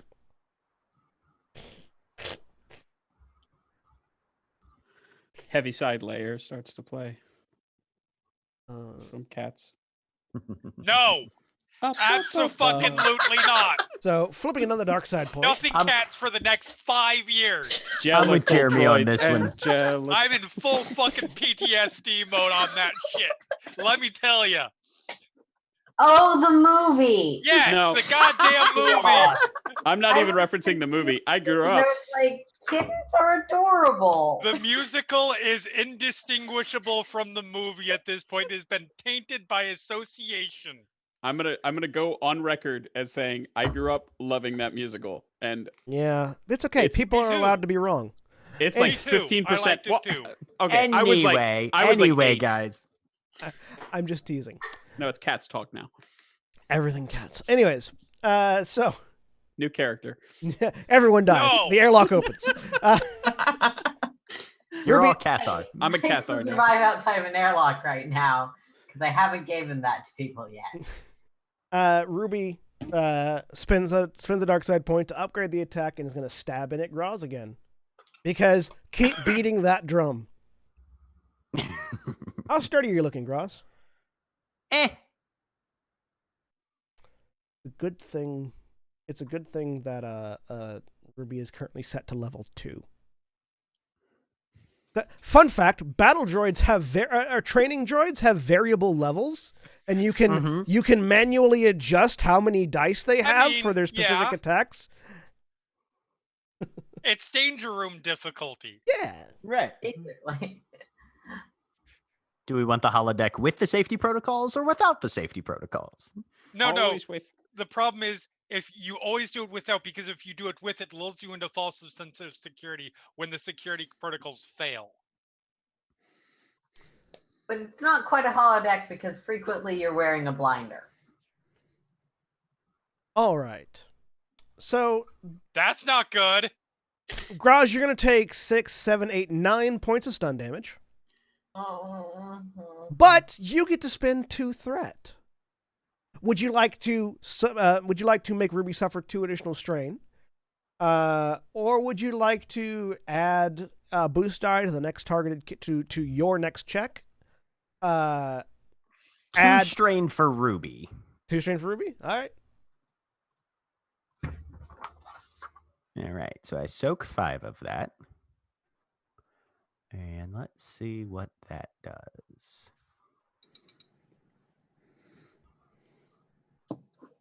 I'll be very impressed if Ruby manages to make it to the next NPC slot. Because now it's a PC slot, so Yep. unless Graz is passed out, which I don't think Graz would be. Let's see. I am not incapacitated until I suffer strain greater than my threshold, right? Until you suffer I- wounds greater than your threshold. Once you hit No, strain. Once you hit the cap on strain, it goes. Oh no, yeah, strain greater than your threshold. Actually, yeah, that'd be it.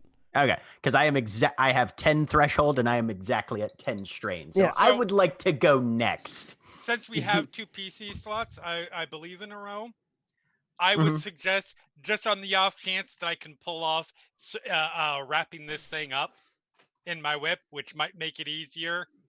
Okay. yeah. Also, don't forget you could potentially pass out if you fail and roll disadvantage. Oh yeah. Or roll Oh, But if you he's pass out, you aware. pass out. Oh no, I know what he's gonna do. right, It's not gonna be tactically smart. he's So- gonna Okay. do something. Though. Ilyana's Yeah. gonna go first.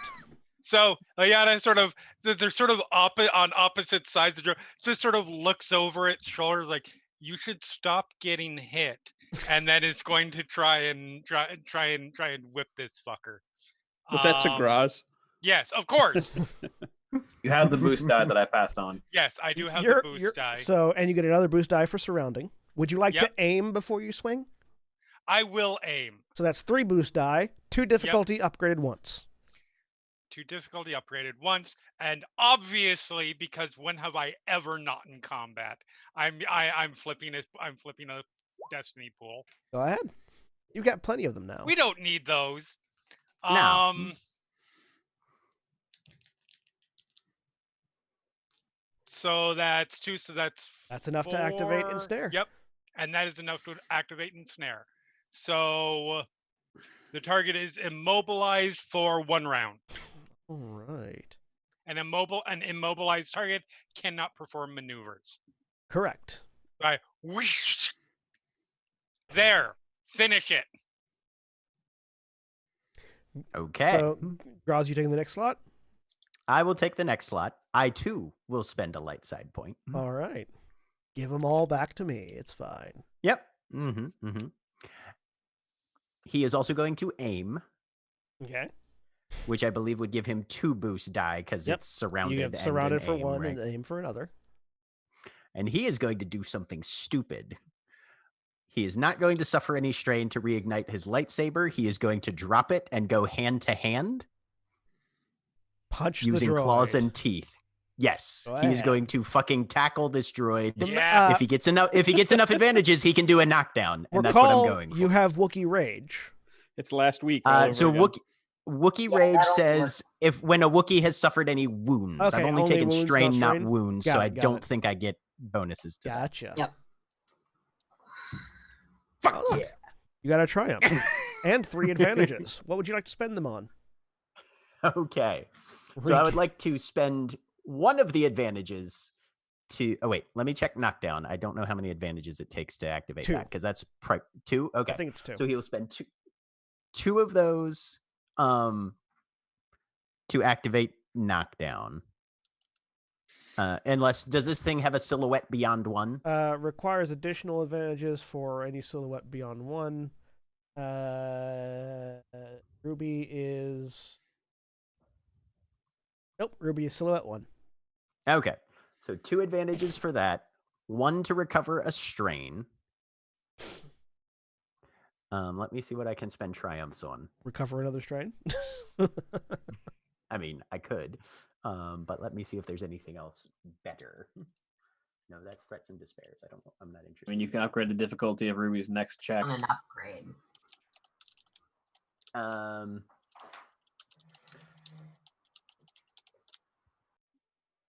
I will upgrade Ruby's difficulty. You could also, if you wanted to, have the attack disable the opponent or one piece of gear rather than dealing wounds or strain.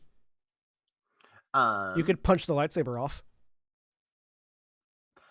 Yeah, I'll knock them down and rip the lightsaber out of their hand. Punch the lightsaber out. The lightsaber is their hand, so you don't rip it out of their hand. Okay. But you roar and grab. You sort of grab the lightsaber arm and just shoulder in to knock Ruby up and over, and you start to push the lightsaber towards Ruby's head.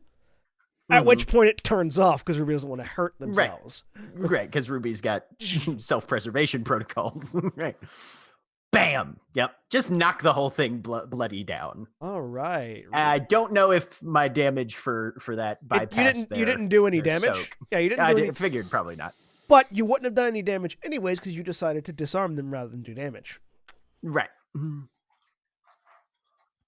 So I always figure it's probably better to do that if you're not going to get through the armor anyways. Yeah, and now they're prone, which probably makes life a lot easier for everybody else. I Yep. said finish it, not make out with it. Who wants to go next? Other than Graz, Ilyana, and Korsath. All right, Katahab. Wait.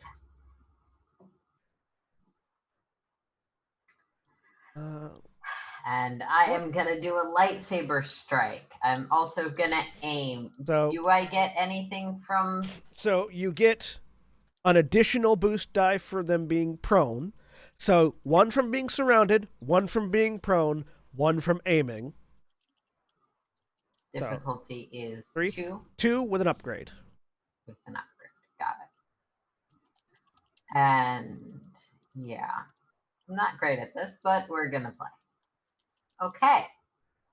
All right. What would you like to spend those 3 advantages on?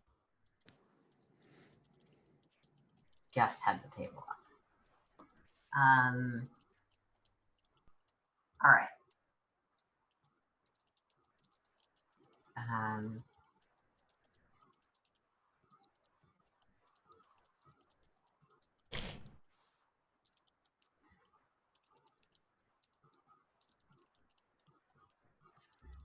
The weapon has already been disarmed, correct?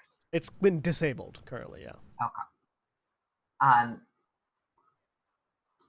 Yeah, I don't think there's much benefit to making him drop it. I'm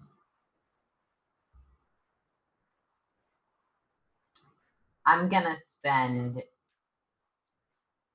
2 of that to add a setback to the next check that this target makes, Okay. and 1 of that for a boost die. Actually,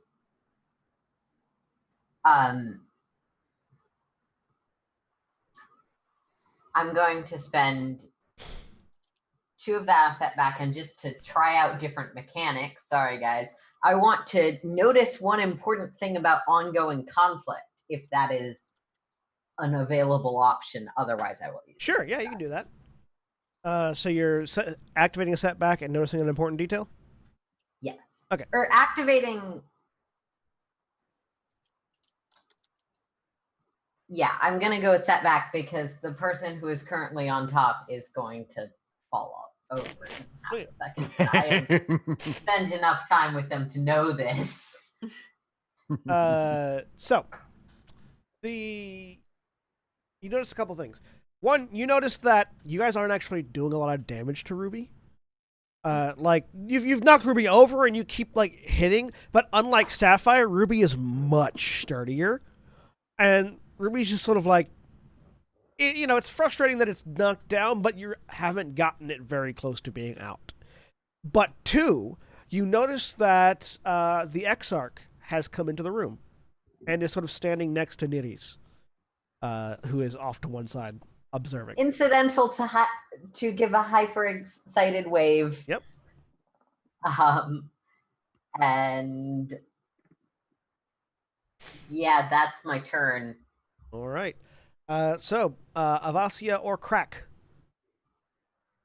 I think Avasia's right up in this thing's face, right?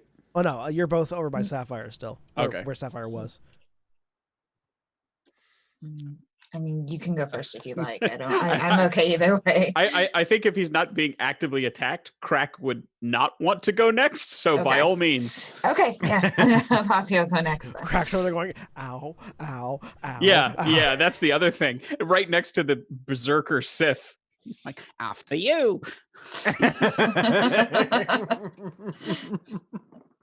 All right, so it'll take a maneuver to get you over there. Mm-hmm. But once you're there, it's surrounded, so you get a boost die, and it's prone, so you get another boost die. Where do I put boost dice? Those are the blue ones. Ah, gotcha. Okay. So, 2 blue boost die. okay. What am I putting for difficulty? Or 2 disadvantage? difficulty, upgraded once. Okay. Would you like to spend a light side point to upgrade your attack? Yeah. All right. Yeah. So hit the use light side button, and in addition to upgrading the difficulty, you also upgrade your attack. Right back to 1 left in the same place where we were last time on Avasia. Let's see if you can get that double triumph again. Mm. No, but that's a lot of advantage. Yeah. Ow. Not a lot of damage, but a lot of advantage. My favorite is when you get all of those but no successes. Yeah. It's like 50,000 advantages. You miss. Damn it. But I don't have any strain anymore. The crit activates, I just don't hit. Crit the air. Is there a list of advantages? Yes. So in the quick references folder in the journals entry, you can go down to where it says advantages and triumphs combat. I'm sorry, where is that? So if you're on Roll20, the tabs above the chat window go chat, something else, and then journal. Gotcha, Journal. Yeah. And then down to the quick references tab. Open that up if it's not already open. And then go to advantages and triumphs. That one. This one. Open it up, and then if you click the image, it'll get bigger. Okay. So you've currently got 5 advantages to spend. Okay. And unless it says you can only do this once, you can spend them as many times as you like in whatever format. You could theoretically give whoever's going next 5 boost die if you so desired. You could. Damn, Or you could yeah, recover 5 strain. You know what? No, I think I want to give the next person 5 boost die. All right. Crack, you're going to get 5 boost die. Holy shit. All right, Crack, it's your turn. Crack's biceps suddenly swell like We're 3 expecting great inches each. things. It's all So on you. Don't fuck it up. it's a dog pile right now on Ruby. Okay. I think then within the fiction of it, Crack sort of sidles up behind Avasia, and as just this berserker onslaught is coming in, Crack just kind of reaches in and goes zap. So you've got a boost die for it being for them being surrounded. You've got a boost die for them being prone, plus 5 boost die from Avasia. 7. 7 boost dice. I'm I'm not so pleased. I'm not gonna lie, Craig. Are I'm you kind of oh, I'm kind of disappointed that knowing you didn't do like some completely random superfluous thing that requires a roll just to get all of those boost die into one useless roll. another thing. Are you going to take some strain so you aid? To give you another boost die. No, because I will pass out. Would you like to spend a light side point to upgrade your attack? Yeah. Oh my god. Yes, I'm so Jesus pleased. Christ. We are so fucked through later the armor on. we aren't getting through. There's no overkill like overkill. I'm going to laugh if you get no successes. I will laugh my ass off. Like, I will have to leave the room. So you have 7 boost die. 7 blue boost die. And upgrade. Upgrade. And difficulty is 2. Difficulty is right? 2 and also upgraded. Okay. Did you spend a dark side? No, No, because they have No, they have okay. adversary one. Yeah. They have Adversary, adversary sorry, one. So okay. they get, Yep. yeah. Okay. Wow, that is an Holy incredibly shit. mediocre roll. All 5 of the extra boost die given to you by Avasia rolled blank. This has been lined up for you, but it didn't actually matter. Her That's a elbow me just, roll. You have to Oh my flick your God. elbow in it. It just That goes right there is a That's wrong. what motherfucking Star Wars me roll. does. These are highly narrative roles. That Yeah. tells a story. Yeah. I love it. Would you like That's to? Would you delightful. like to spend your 2 of your advantage to activate Disorient 1? Yes, of course I would. And the other one to And- recover a strain, I'm assuming? Yes, please. All right. So you run up. Avasia has... So the way I'm imagining it is Avasia just torques it towards Ruby and just leaps up into the air, pirouetting, comes slamming down, lightsaber first, and then Crack after. Yes. All the Well- attention's on Avasia. Yep. Right. Now, That's now it fine. is Ion. I don't know if Yes, it is Ion, which means okay. you do actually do more damage than Avasia Okay. did. Hang on one second. Excellent. Okay. So Thank you, Holly. I'm sorry I wasted it. That's okay. all right.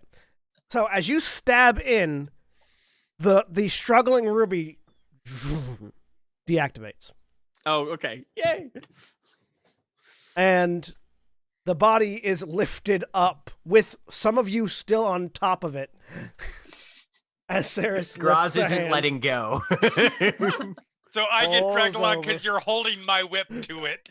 Avasia will jump off. Grab Graz's hand as Graz starts to float over.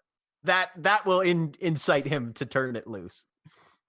So Graz lets go. The whip comes loose. Everybody hits the ground as the Ruby is settled into a docking station that you see has opened up in the far wall next to Sapphire, and the stations then close and recede. Niris, since you're watching, make me a mechanics check. Okay. Difficulty 2. All right. Graz will Okay. reach over and just sort of put a paw on the back of his sister's head and just kind of bump foreheads gently for a moment, and then see what's going on. Two You're success, 2 injured. threats. So Niris, looking at it, they genuinely did take those 2 down, but it doesn't seem like it. These are training droids designed to be taken down and then fixed up very easily. Yep. They don't seem like they're in too bad a way. Mm-hmm. Yep. We didn't Crack- beat up the droids. We just didn't actually hurt them. Yep. Crack calls over to Neres and says, "Redundancy. You need to get a backup in your arms just like that one had. That was a great idea. That is an idea. Or that extra set of arms that I keep telling you should install." That is an idea.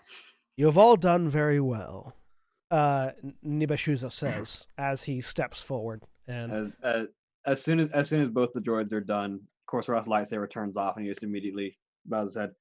Thank you for the training match. Puts the lightsaber back down. Saris moves over to join the Exarch as they come to congratulate the group of you.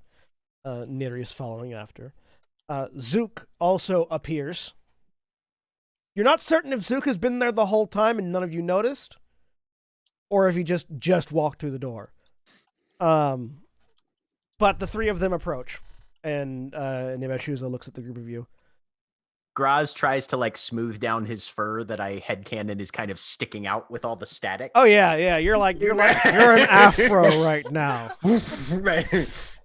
You're in afro mode. Trying to make himself a little more presentable and a little less like he just gave a light socket a blowjob. Behind you, Leanna's put it back up. Now is the time in all of our squires training that you are going to be sent to a world that is very important to us as an order in order to build your lightsabers. The Force will guide you in the process, and I suspect everything will be made clear once you arrive. But the simple truth is that your trainers, he says, indicating Saris and Zook, will be flying you to the world of Eos, where you will find lightsaber crystals and materials required to construct your very own. This badge of honor signifies the end of the first branch of your training, and the initiation of the final steps towards becoming a knight-errant, and pursuing whatever goals it is you and the Force have in mind. This is a significant task. Joining you will be Niris, he says, indicating Niris, to aid on the journey there. It will be up to you and you alone to travel to where you need to go and retrieve that which you need, and then return to us. May the Force be with you all, and may your journey be successful. You're scheduled to leave from the midship hangar in 4 hours. I would suggest you use the time to rest, seek out our resident doctor for any injuries you may have sustained in this training, and prepare yourselves. You will be gone for a while, and I hope you will all get to know each other much better than you already do now. And I hope you will be successful. And he just sort of smiles. You are all dismissed. Thank you very much for your attendance. And he turns and walks away. As soon as he turns and walks away, Saris looks at you, and you have all seen... Again, Saris never takes off her helmet, but you have been trained by her enough to know drill sergeant mode. And she sort of turns, and drill sergeant mode is clearly activated. All right, the group of you, make sure you've got everything you're going to need for a week-long journey, and see us in the hangar bay in 4 hours. Any of you that are late, get left behind. I suggest not being late. And you can't see her eyes, but you know they're aimed at Crack. Yeah. Crack says, which ship are we taking? Mine. Which one is that? You don't know. You actually don't know Sarah's personal ship. Which one is that? You'll see when you get there. Can I look now? If you have all your stuff ready for a week's journey. Sure. Yep. Make a cool roll for me. Yes. Hard difficulty 3. Graz is slowly like reaching out a claw towards Crack's shoulder. Don't. You're gonna spark him.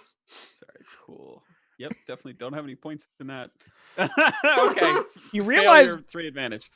you were pretty certain you dried off after getting out of the water earlier, but for some reason you're wet. Which is when Graz just Hey, grabs his yo. shoulder and starts walking away. There's a bit of a shock. Oh, Come on. Uh, Come on. yeah. Oh, Come on. okay. Liana is walking with, still blowing over that one spot on. Right.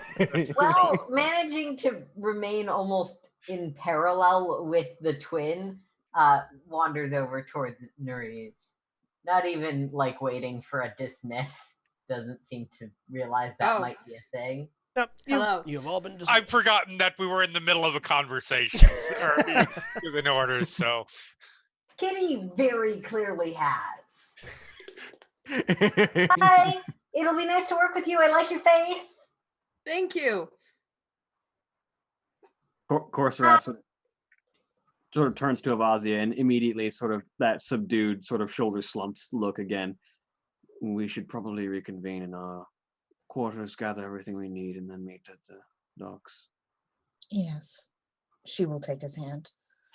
To Kitty, I am going to go get supplies and other needed supplies. Yeah, supplies.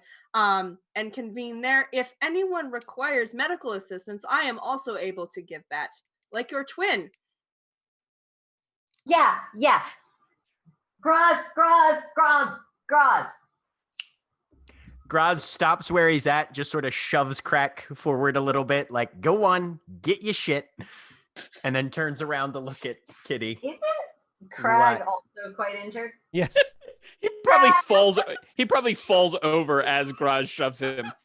Graz is like, off you go, and cracks. Liana reaches out really quick and grabs before even you start getting pushed forward, just reaches out to grab for you. Oh, I was Right. waiting for the wet fish sound of Corin hitting a deck, but okay. What? Get heels. And oh wait, and runs off after the two Sith purebloods. Very excited. I'm back over to There's Nerys, I There's a guess. Wookiee More like- overtaking us. Yeah, no. So, like, course around the mouse, you got out of the room. You got out of the room into the hallway, and there's just a boom, boom, boom, boom, boom, rapidly approaching from behind. Is somewhat disconnected from what you actually see because the sound is made by the weight of being a Wookiee and Right. not effort in the run, which is a lot more like clumsy anime high school students. Yeah, run. no. When a Wookiee skips, it sounds like a herd stampeding. It's really weird. It's great. I made a thing. And both of you have Yes. amulets shoved at you. So these are looking at them. They are sort of a bone and vine design that have been sort of tied together and are held together by more than just the things that tie them. You can both innately sense the imbued force power of these. Corsarat takes one, sort of looks at it. Thank you. They're Thank a you. comfort thing. We don't know where we're going. And that should help. He will loop it around his neck. And as you do, you immediately feel the temperature around you. You had been a little bit warm and sweaty from the exercise. Immediately you feel at a comfortable temperature. Whatever that is for you, that is what it is now. Which is slightly cold for most people. So you're just like, Holly. Avazi is going to just shove it in her pocket. Hi. And heads back to make sure Graz and Crack actually went over to the medic. So I have pulled Yeah, open back my there. chest. Holding on to Crack. You've got red on you. I also, I can't feel my left arm. That's because there's red all around it. Well, it's usually that color. But No. Like not on. And she just lets go of you in your semi-lane and walks off. Crack turns Bye. around. Looking forward to the trip.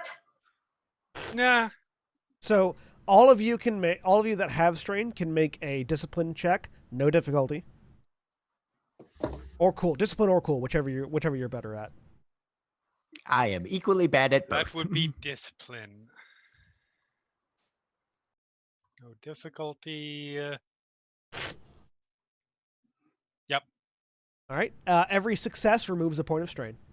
Yeah, I only had the one. Sweet. Advantages do nothing on these, so you remove 1 point of strain.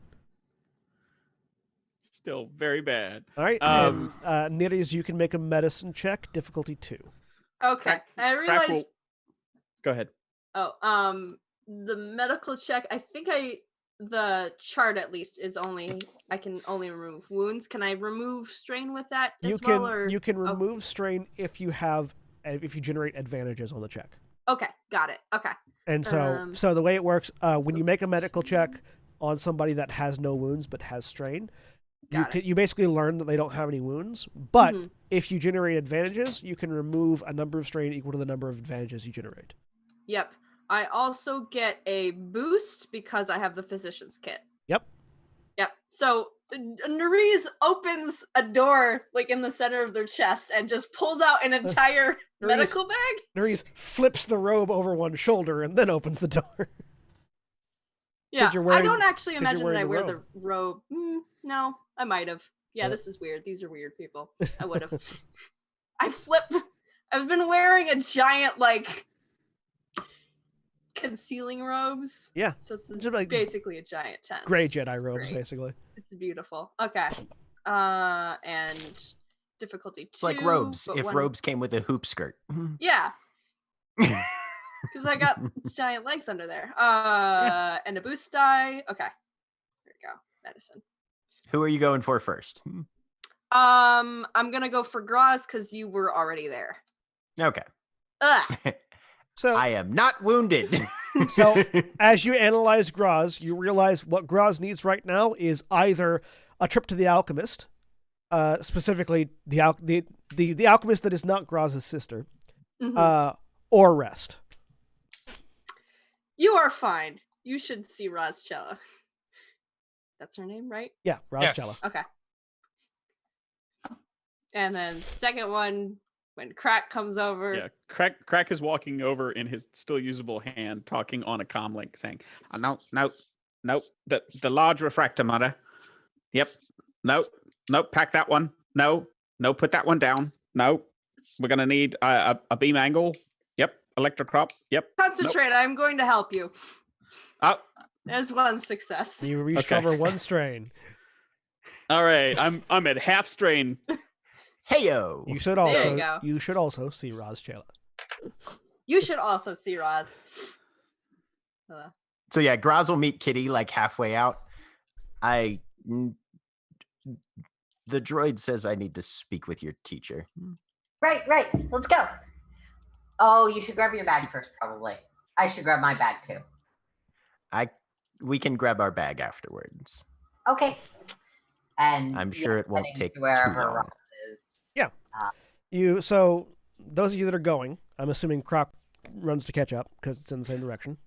Crack will not go to the to the healer. He's going to go back to his lab. Okay. Get all the tools that hopefully Clax was packing up. That's who he was talking to on the comm. Yeah. No, that's just how Kitty talks. We're not actually running. Unless Graz is running, at which point Kitty can keep up. But sorry, you're going. So you get the stuff you had Clax picking up, and then we'll go directly to the hangar in the hopes that he will be able to look at the ship because he's there early. Okay. So Kitty and Graz, you guys head to the alchemist. Korsarath and Avasia are heading to their room. Ilyana, where are you going? Back to my room. Back to your room. To get some things together. And- Leave myself a message for later. Okay. And Neres is going to get supplies. So we'll start with Graz and Katahab. So you round the corner to the area of the deck, which is nominally the medical wing, This is where whenever they have relief supplies that need to be held, this is where the medical relief supplies are held, as well as where Raz Shayla's sort of den would be a pretty good term is. Lair. That works too. You come over and there is just this Hut green on Durasteel chicken legs. There is just this green mist emanating through the hallway as you approach the door to Raz Shayla's room. Kitty, you know your teacher's creepy, right? Isn't it great? She's amazing. And that is another way to put it. And as you approach without even needing to knock or register that you're there, the doors slide open. They slide open very much like at half speed to all the other doors. You don't know if that's just an intentional thing or if they've just decayed for whatever reason. Walks in. In. Here we go. There's a collection of animal hide and bone hanging on strings from certain areas of the room. There's this large cauldron bubbling with this green mist. That's the thing that's emanating out into the room. And on the other side, smoking a pipe, is the red and black robed figure of this night sister, Raz Shayla, who looks over at the two of you. Somebody needs my help, I see. He bows his head. Push Graz sort of towards whatever seating there is. She looks you up and down. Everything kind of hurts a little bit, ma'am. Here, drink this. And she sort of flexes a finger, and a potion bottle hovers off one shelf and over towards you. Graz, who is very used to the concept of just being handed weird shit to drink, just pops it, downs it, and waits. Make a diff 3 resilience check. Okay. I'm using our last light side point. Oh. Fine. The point of them is that John will use them and we will use them all the time. Yep. I know. I'm just being existential. All right. Make sure I click out. Existential resilience I'm actually good. pretty good at. 2 successes, a triumph, and an advantage. So there is. Have you ever drank like an entire bottle of NyQuil before? Yeah. That feeling hits you. Okay. And you just everything goes slow-mo, but you don't pass out. It's kind of like absinthe. Yeah. You don't pass out though, which is what the resilience check was for. As you just everything starts to warp and weird. Raz looks over at Kitty. They stayed awake. They're going to need your help moving and collecting their things, but in 2 hours they'll be fine. I said we should get our bags first. All right, thanks. And we're going on a trip. Graz, they are both talking like like the parents in Peanuts right now. Right, yeah. I turn towards the blurry shape that I assume is Raz Shayla. The two of Kitty, you see Graz turn towards those chicken bones. Thank you. And just razzle. And again, probably pretty used to this. Just sort of gently up and starts moving outward, moving out. Alchemist potions are great. Yeah, they are. Does any of my strain go away, or are we waiting on that for your now? Your strain will be entirely gone in 2 hours, rather than you Okay. losing some over a night's sleep. Alrighty. So you can go ahead and remove them for now, assuming that you don't get into a fight while half inebriated over the next 2 hours. I have no plans to do that, but hey, it's one of your games. Who can say? It's true. Right? It's true. So, Course Wrath and Navasia. Just to clarify, Jeremy, I assume at some point Ileana stopped following us, flowing air at. Yes. No. Ileana goes to her room. Once that brief the quick conversation with sorry, still learning names. Crack. Crack. Crack? Yes. Yeah. Had let go, like trying to make sure that he was sort of responsible for him for him being standing. Just let go and walked away and had waved and yeah, Okay. has gone off. Cool. All right. Corsarath and Avasia. So the two of you have gone back to your room. What are you doing? Vazia is packing and complaining right now. Korsarath sort of immediately walks over to the one place where he keeps most of his things, grabs the thermal cloak, the backpack that he carries everything in, puts the data pad that he's got, the macro binoculars, puts everything, the respirator. An entire week with crack. I don't think I can stand it. I believe He- you'll be perfectly fine. He never shuts up. I may kill him by the end of it. Just try to tune him out. It's a little difficult. I mean, it certainly is at times, but All remember that the he is time, useful. I suppose. And also remember that if you do break him, it will be more difficult to fix things. If I break him, can't he just fix himself? No. Not the way that you break things, darling. I will try to behave myself then. And in the corner of the room, there is this large sword made of black metal that faintly glows red when you hold it, that just begins to hum a little bit by itself. Is this normal? So your sword hums occasionally, and typically when there are events of great import about to occur. At least as far as you're concerned. They, like it hums really like it hums really like forcefully around your birthday, and it hums really forcefully, like it hummed really forcefully the day that your home planet got attacked. And so it's like, you know, you associate it with humming as very important.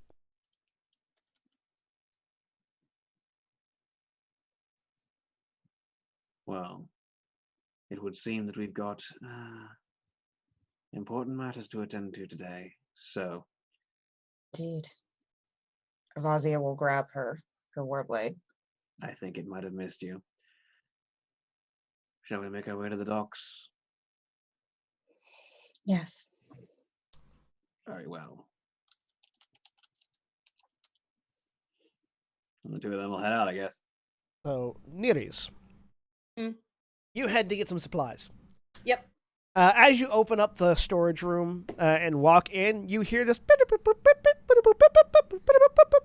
and you sort of look up and you see one of the dum-dum droids is sort of hanging halfway out of a ceiling tile, with another one on like 3 different chairs stacked at odd angles trying to pull him out. No, you're going to fall. Yeah, Boop it on the nose. it definitely seems like they're about to fall if the one that's stuck in the ceiling gets out. Yeah, I'm gonna try and like go over there and assist. So you reach over, like reach up, grab the chair, steady it. Dum-dum droids, the maintenance toddlers of the Star Wars universe. Beep, beep, beep, beep, beep, beep, beep, beep, beep. Chink. What are you? There's a loud metal clanging sound, and the one that was stuck comes free of its legs. There's ching. There's a clicking sound, and you hear the scuttling of feet in the maintenance hatch above as the feet begin to operate on their own. And it's now holding half of its friend and just sort of looking at you like it's confused and it doesn't know what happened. Oh no. Go. Intellect of 0. Go to who does maintenance again? Cal Regulus. Yeah. Go to Cal. Tell him you have lost your legs. Beep, beep, beep, beep, beep, beep. The other one drops it. It hits the ground and begins crawling on its arms towards out. Oh. You still hear the feet running around in the maintenance shaft above. It's like a chicken minus the head. Ting, ting, ting, ting, ting, Yeah. ting, ting, ting, ting, ting, ting, ting. Oh, they will find that. The other one looks down at you. Beep, beep, beep, beep, beep, What were you doing up there? beep, beep, beep, beep, beep. It looks like from the conversation, it sounds like they were adjusting. They were trying to adjust environmental controls to make doing regular maintenance and things, and they got sort of stuck in the maintenance shaft. All right, next time you can send a distress signal. Oh, never mind. Okay, I continue. It hops down and follows the other one. Gather up things enough where I basically, I'm assuming everyone else is getting like personal supplies that keep them alive. Yeah, pretty much. I know if I need to take anything in particular besides just like charging stuff for me? Or No, you've okay. you don't have I'll be anything fine. specific that is going Okay. on. Okay. Yep. I get that. And I begin heading back to the Okay. to the rest. If I can get a just like something like a cart and someone else to take that to the station, I think Nerys would then start just when we get closer to the time when I know we have to leave, going and checking and make sure everyone's going to be there, especially Crack, because it was an issue before. Yeah, no, you can get a couple of Okay. more dum droids Yeah. to move a So cart. that's what I'm doing. That's something they can do very easily. Yep. And his dum is DUM-DUM. They are Mhm. the progenitor of the dumb pit droids. Okay. These came first, and they figured they'd do another round. These are like half the size of the classic pit droids, because like the classic pit droids stood up to like the size of a child. These are half that size. Aw, they're adorable. Okay. So, Ilyana, you head to Yep. your room, gather your stuff. leave Gather yourself my a stuff, message. nothing particularly special. No, wait till we get moving to try to look ahead at all. All right. So, Crack arrives first, obviously, because he was really excited to see the ship. You arrive at the mid-deck hangar. There are two hangars on the ship. There's a mid-deck hangar and the foredeck hangar. The mid-deck, between the two, they can house around 25 starfighters if they had that many. They don't currently. There are 0 starfighters in either hangar. However, the mid-deck hangar can hold 2 Silhouette 5 sort of freighter-sized ships. One of which is currently there. It's this sort of long and sort of rectangular freighter-looking ship that, Crack, you can go ahead and give me either a piloting space or a mechanics check. Definitely mechanics, and roll 20 quid on me. Hold on one second. Do any of us actually have any space piloting skill? I do. Okay, good. At least one of us.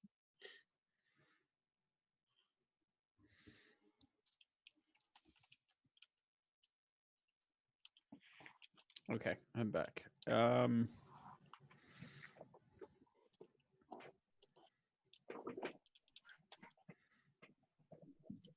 I'm sorry, what was the difficulty? It's going to be diff 2.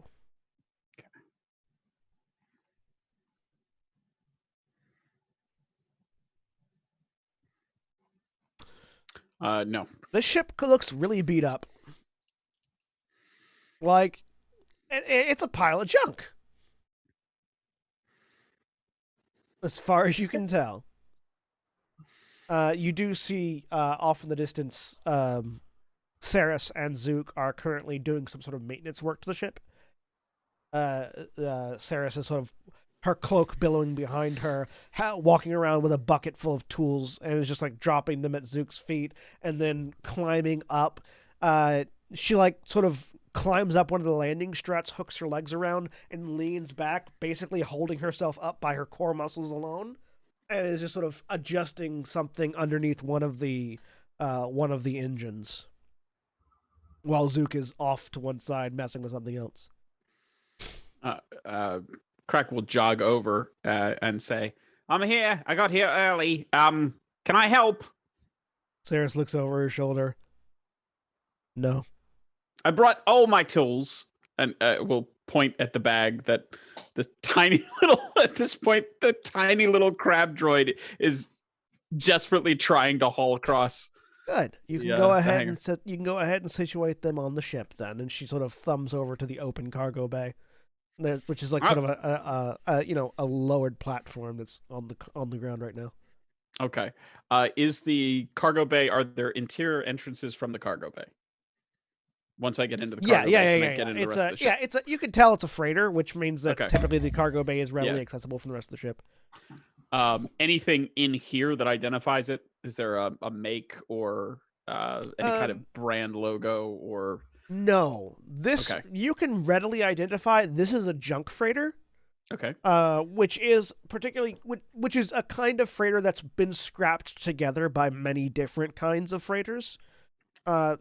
You typically see these as junk fighters, like small starfighters that have been, like they'll take bits and pieces from a couple of different things, and they'll slap them together. This is like that, but on a larger scale. Okay. Can I find my way to the engines from here? Oh yeah, easily. Okay. Like it's not that hard to navigate. It's not. Craig dumps his stuff and heads to the engines. You head to the engines. And we'll just start looking around. Can I roll in here to see if I if I can figure out what sort of you can hyperdrive is on it? And you can absolutely figure out stuff like that. Go ahead and make me another roll. Also mechanics. Yep. Also mechanics. Same difficulty. Yep. Okay. Success. So you're looking at this looks like it has a class 3 hyperdrive, which is fairly fast. It's one of the higher ones. The backup hyperdrive is like class 14. So like the backup hyperdrive is really slow. Where you're like your grandkids might make it there. Yeah, no, it'll where a 2-day journey on a class 3 hyperdrive would take about a week on a class 14 hyperdrive. That's the sort of the expansion of time there. Sure. Drastically slower, but not like years slower. Pretty decent ion engines. You'd estimate it probably has a speed of 4, which is pretty fast. For comparison, starfighters typically have a speed of 5. So it's a pretty agile freighter for its size. Very meta, out of character question. What silhouette is this thing? This is a silhouette 5. Okay. Yeah. Okay. So it's a nimble, big ship. Yeah. You would estimate it probably doesn't handle very well. But it's fast and big. So. Okay. Yeah. The for comparison, the Aeon Cutter is silhouette 7. Mm-hmm. So massive. Okay. In comparison. Meanwhile, while you're studying the engines, the rest of you arrive in your various groups and see this sort of cobbled together junk heap that has this, it's strange. It doesn't really have a paint job on the outside. It's just like sort of, for it being Saris's ship, which as she proclaimed, and for her having, understanding how she takes care of all those things that she owns, it seems very out of character for this one to look this ugly.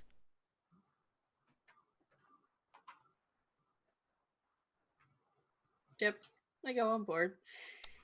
Reminds me of that, I think it third ship we took after we left home. You're still high as it was the 5th. Where's my belt? On you. I'm wearing it. Wearing it. All right. Graza's still coming down from the potion. You said it lasts 2 hours and that we had to be there in 1 hour. So No, probably. you had 4 hours to be there. So. But then again, we don't have all that much stuff. So Yeah, so you've got plenty of time to familiarize yourself with the ship and get set up. Yeah. After a few hours, you all get to the ship. You get everything settled in. There's plenty of room for a lot of you. It looks like this was a much larger cargo vessel previously, but it looks like a lot of the upper cargo bays have been converted to rooms. And like training areas and an armory and things. So like there's plenty of places to put your stuff and also plenty of room for each of you. And at that 4-hour mark, the cargo bay door closes. The intercom turns on, and you hear Sarah's voice. All right, I hope everybody's on because I'm not checking to see. We're taking off, and you feel the ship lift off. And you are reminded once again that Saris means everything she says as the ship leaves. And you all find yourselves leaving the Aeon Cutter. Some of you might be looking out the windows to see stars passing by, to see the large ship of the Aeon Cutter that you've lived on for the past several years receding in the distance, along with the space station it's attached to and the planet that it's orbiting. Before the star... Question. Yep, go ahead. Do we still have our training sabers with us, or do we leave those? Yes, you still have your training sabers with you. Okay. You would have been encouraged to keep a hold of them. Okay. As any of you that are, as you look out the windows, you see the stars begin to line as the ship jumps into hyperspace. Yeah, Nariz is definitely looking out the window. And the Aeon Cutter and everything else recedes rapidly into the distance. Over the intercom, Zook comes on, and his roaring Shiriwook informs you all that you're going to be on this ship for about 2 days before we make landing. So, you have the ship to yourself for the moment. What's everyone doing? If anything. Graz is going to go find Crack. Okay.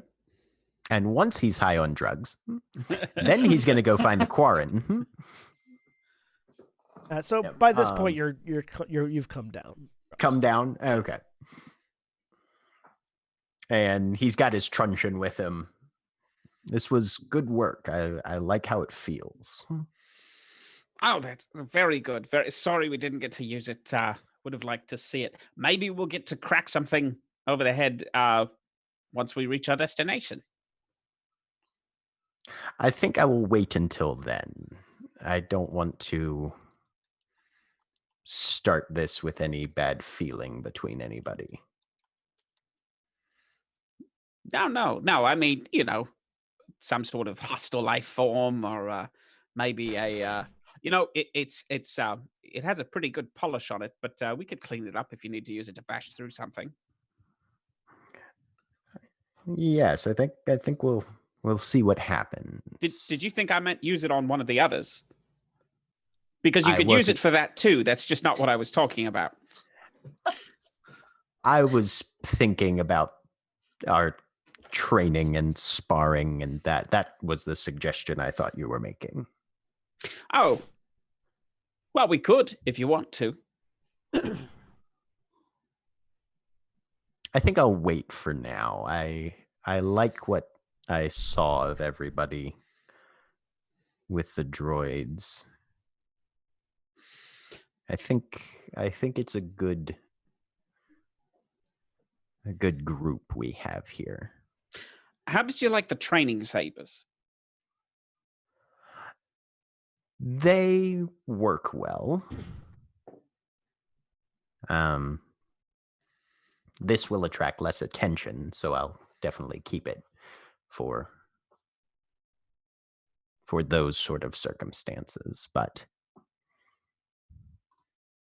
always good to have multiple tools for the job. Yes. Did you bring your droid with you? I did. Clax. He's in one of the vents. ting ting ting ting ting ting ting ting ting. Frunk. A crab droid falls onto Crack's head.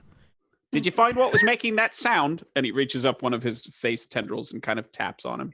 Boop, boop, boop, boop, boop. Which comes across as a yes. Good. Were you able to remove it? The claw on the front just extends a screw. Excellent. Does it look like it was important? Make a mechanics check. Oh god. Excellent. It's fine. Star Wars ships are held together with duct tape. And duct tape and dreams. Yeah. Crack we'll sort of examine it again, sort of grabbing that with one of the face tendrils and holding it up, and then we'll just kind of toss it aside and says, probably don't need that for now. Do you know anything about E Eos? Do I? Can I make a knowledge? It would be a knowledge. Hang on. They're all identical. I don't have any points in any of them, so they're all just my intelligence. Yeah, but if anybody else wanted to roll, Okay. it would be a knowledge outer rim. Outer Rim? Yeah, it'd be a knowledge outer rim. I'd like to make that. I don't know roll. What difficulty? is. Sure, why Difficulty 4.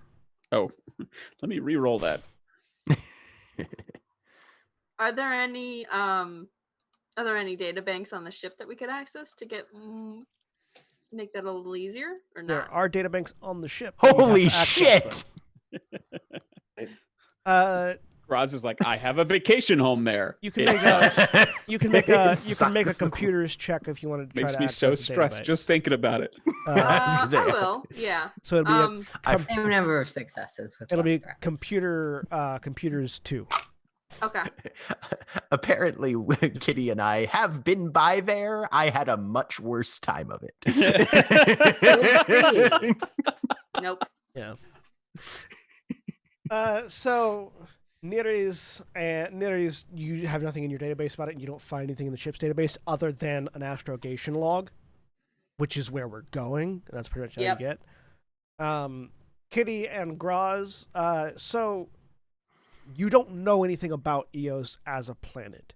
You know that it is the place that squires of the Twilight Order go to find lightsaber crystals. That's pretty much all you know. Okay. And that it's in wild space. Mm-hmm. I just wasn't certain if your droid would do well on the planet's surface. Oh, because it looks aquatic. No, that's what your question is. Yes? Mm-hmm. No, actually, Clax is far more suited to a much larger variety of environments than I am. It's very dry on this ship. Yeah. Crack sort of looks a little bit worried for a second. Will 2 days be too long? I'm not sure if Clax packed my mister. Moisturize me. You have a moisturize me. boyfriend? Oh. I've got a hot ear.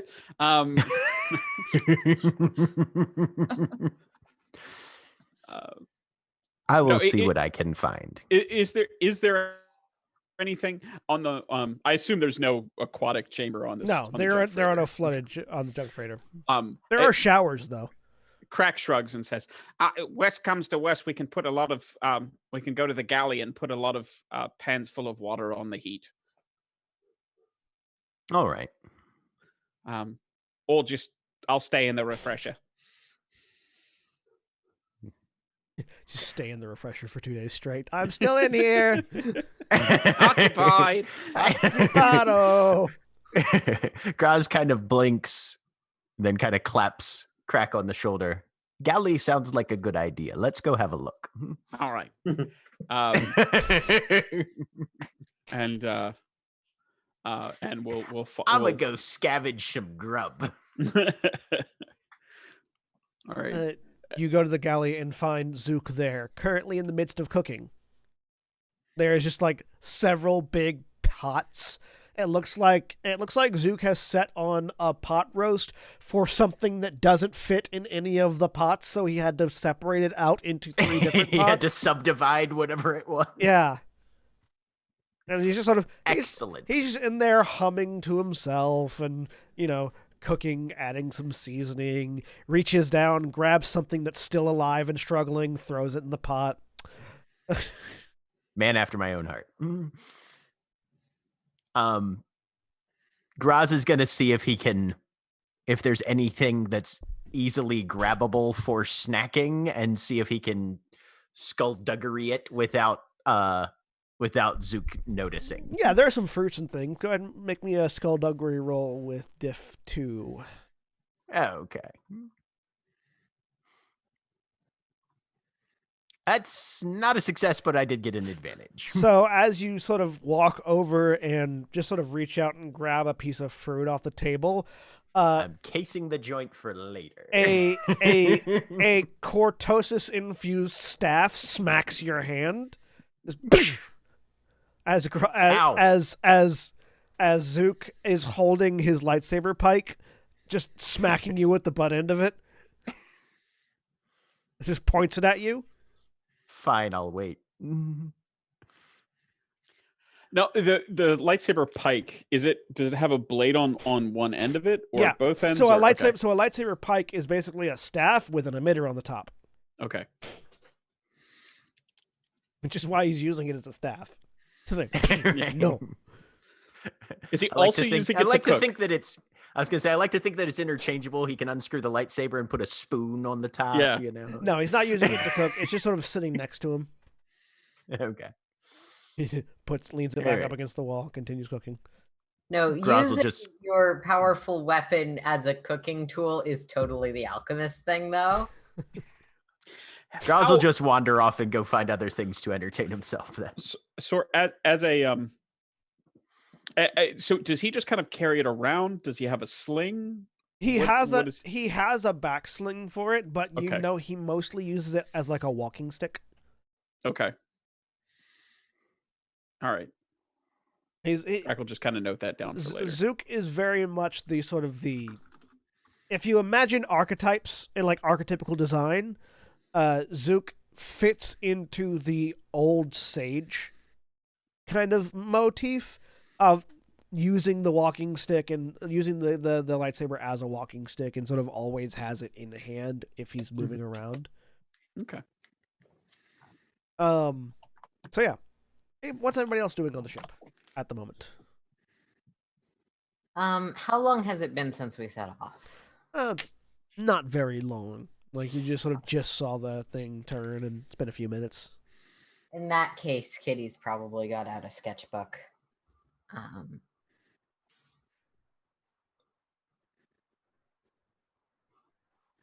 All of you roll a force die. Those of you that have the sensing power can make a sensing power check. How is that? I don't think it's a check, actually. I think it is you spend a force point and you can sense things. Oops, I accidentally threw dice in there. But Sorry, I have Seek, which is just a really confusingly similar ability. Yes. Yeah. One light side. And yeah, they're all about sensing, about spending force points. Oh. Ignore all of that. 2 light side. Where is that? So your force die is going to be the middle thing in your dice pool. So clear out your dice pool, and since you only have a force rating of 1, you roll 1 die. And there's that little button just below it that you can use to clear them. Yep. So you don't have to dial everything down to 0. And yeah, so like sensing isn't a check per se, but you can spend points to get additional. I will spend my points then, since apparently you have to click out of the. Yeah, these sheets don't count it. I think almost anything on Roll20 doesn't count it if you still have your cursor in the window. So you have to click up to 1 in the force die and then click somewhere else and then roll it. There you go. There you go. So 2 plus spending one of them. So you're a dark side force user, so you'll have to flip a destiny point and take a strain to spend one of those for your sense power. Don't have any Nope. of those. Never mind. So you all sense this to varying degrees. I haven't been able to roll it. Hang on. Here, let me check your character sheet. Yeah, and I would need to spend as well to sense, right? Because I rolled a dark and I'm a light side user. Yeah, you would have to spend a thing, which currently I have all of them. Ha ha ha ha. Okay, never mind. I don't sense anything. Avasia. Yeah, so up at the top, if you look at your character sheet, I just changed it to a 1. Okay. That's the thing you changed to a 1, and then you hit the And then- dice, Thank you. and then it rolled, and you got 1. So These character sheets takes some getting used to. Yeah, so it's don't fine. sweat it. it doesn't matter what you got. It only matters what you got if you intend to spend for the sense power. But all of you sense something. It's just if you had been able to add the sense power, you would get more information. But all of you sense something to a couple of different degrees. Those of you that only got 1 point, only generated 1 point on your force die, you sense something weird. It's like there is a mass of tendrils surrounding the ship, as if there is something out there just on the exterior of the ship. Mom? Those of you that got 2, that generated 2 points, which would be Ilyana and Kitty, it looks like. Yeah. I mean, that's at least thematically appropriate. Yeah. Since the one thing I'm supposed to be able to be good at. Yeah, thematically. The two mystics. 2 of the 3 mystics. You sense a directionality and a flux to this energy. You are sensing both the light and the dark as it intertwines, almost like a rope, like bits of rope intertwining with itself. And the ship is following down the middle of this intertwining path. Does it feel hostile, if I can tell? It feels balanced. Okay. Like the hyperspace tunnel itself is a woven rope made of both the light and the dark side of the Force. Well, it always is, but I can feel it this time. You feel it particularly densely, like you could reach out and grab it if you were outside the ship. Oh, that's too tempting. No. Bad idea. Remember, you gave both those amulets away. Also, you're in hyperspace. Don't think generally alchemists give their things away. So. It's not that I can't use them, it's that that's not what they're for. And Ilyana, you in particular, you sense one more life force on this ship than you expected. Where? Among the people. You can't really get you didn't the sense didn't kick in strong enough for you to get a directionality. Okay.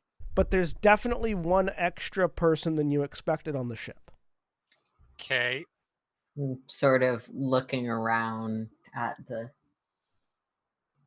mostly out the window, but also at anyone who's in the main area. Yana stands up and just starts walking around, trying to get a directional. So, okay, I feel this person here, this person here. I know who this person is. Elimination. So probably to anybody, she just looks like she's wandering and looking. You wander around. You sense Crack. You sense Kitty. You sense Grog. You sense Neres. You sense Avasia. You stop for a second. You realize you sensed Neres.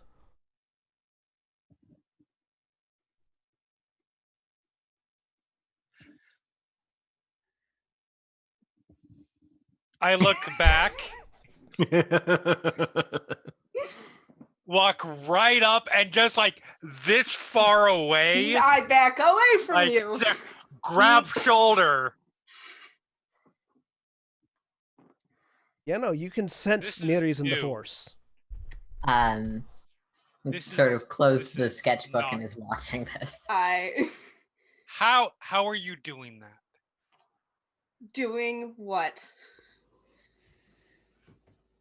I'm not doing that. Being somebody.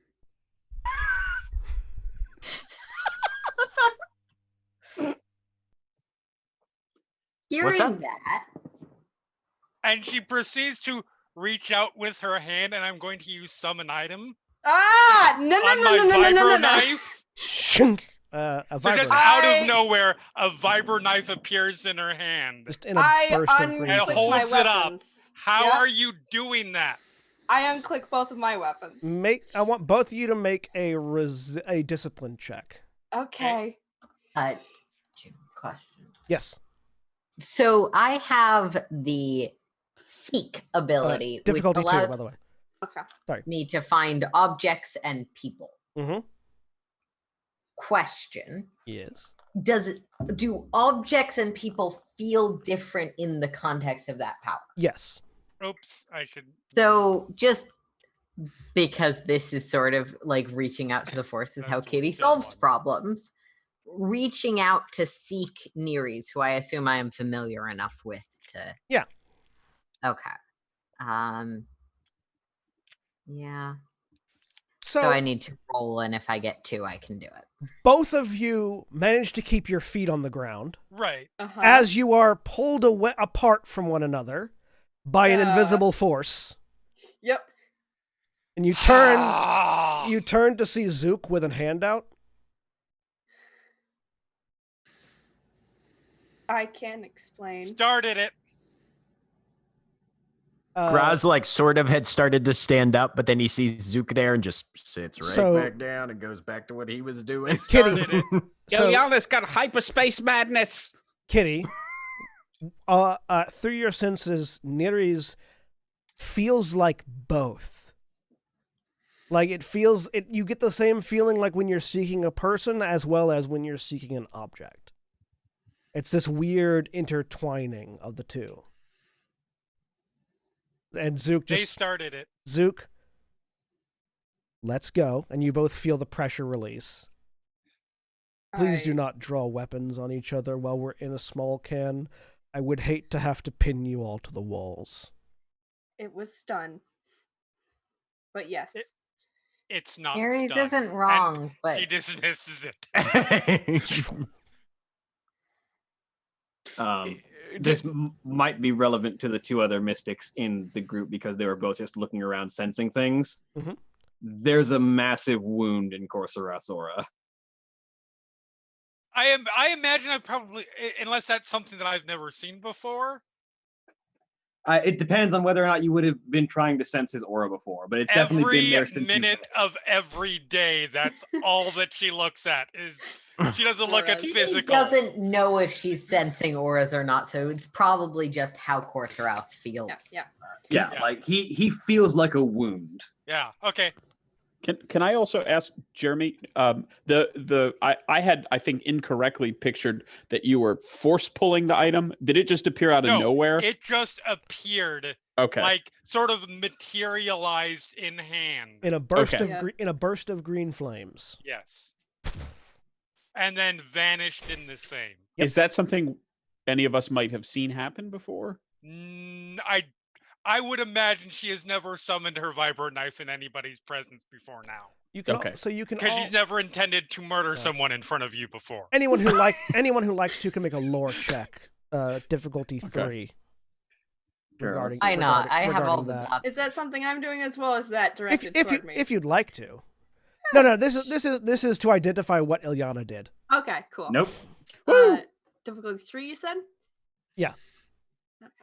Oh, ignore the dark side point. That shouldn't still be on there. Yeah, you can just clear your dark Ah. side pool. My rolls are What check terrible. is this? This is a lore check.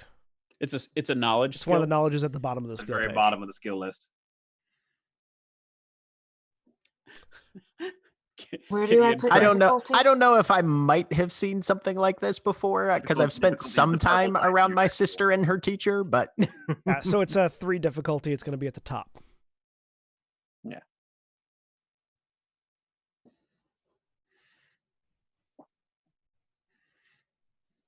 For difficulty to advantage, or for success to advantage.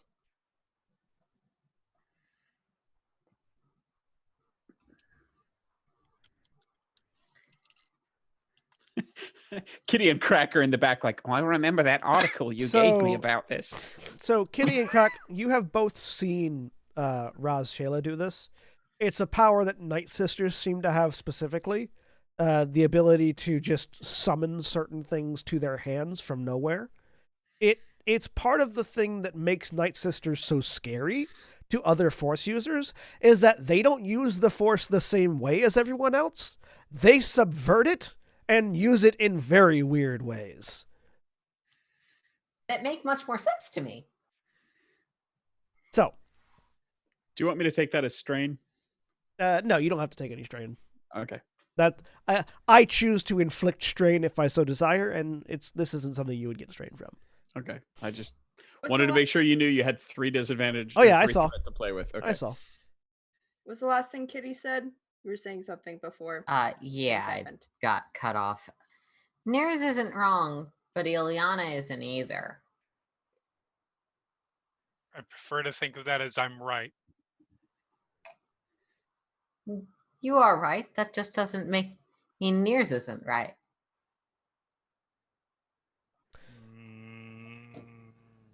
And as we ponder the circumstances of Ilyana being able to sense Nereis in the Force, that's where we're going to end for this week. Say goodbye, everybody. Bye. Hi, everybody. Hey. Goodbye.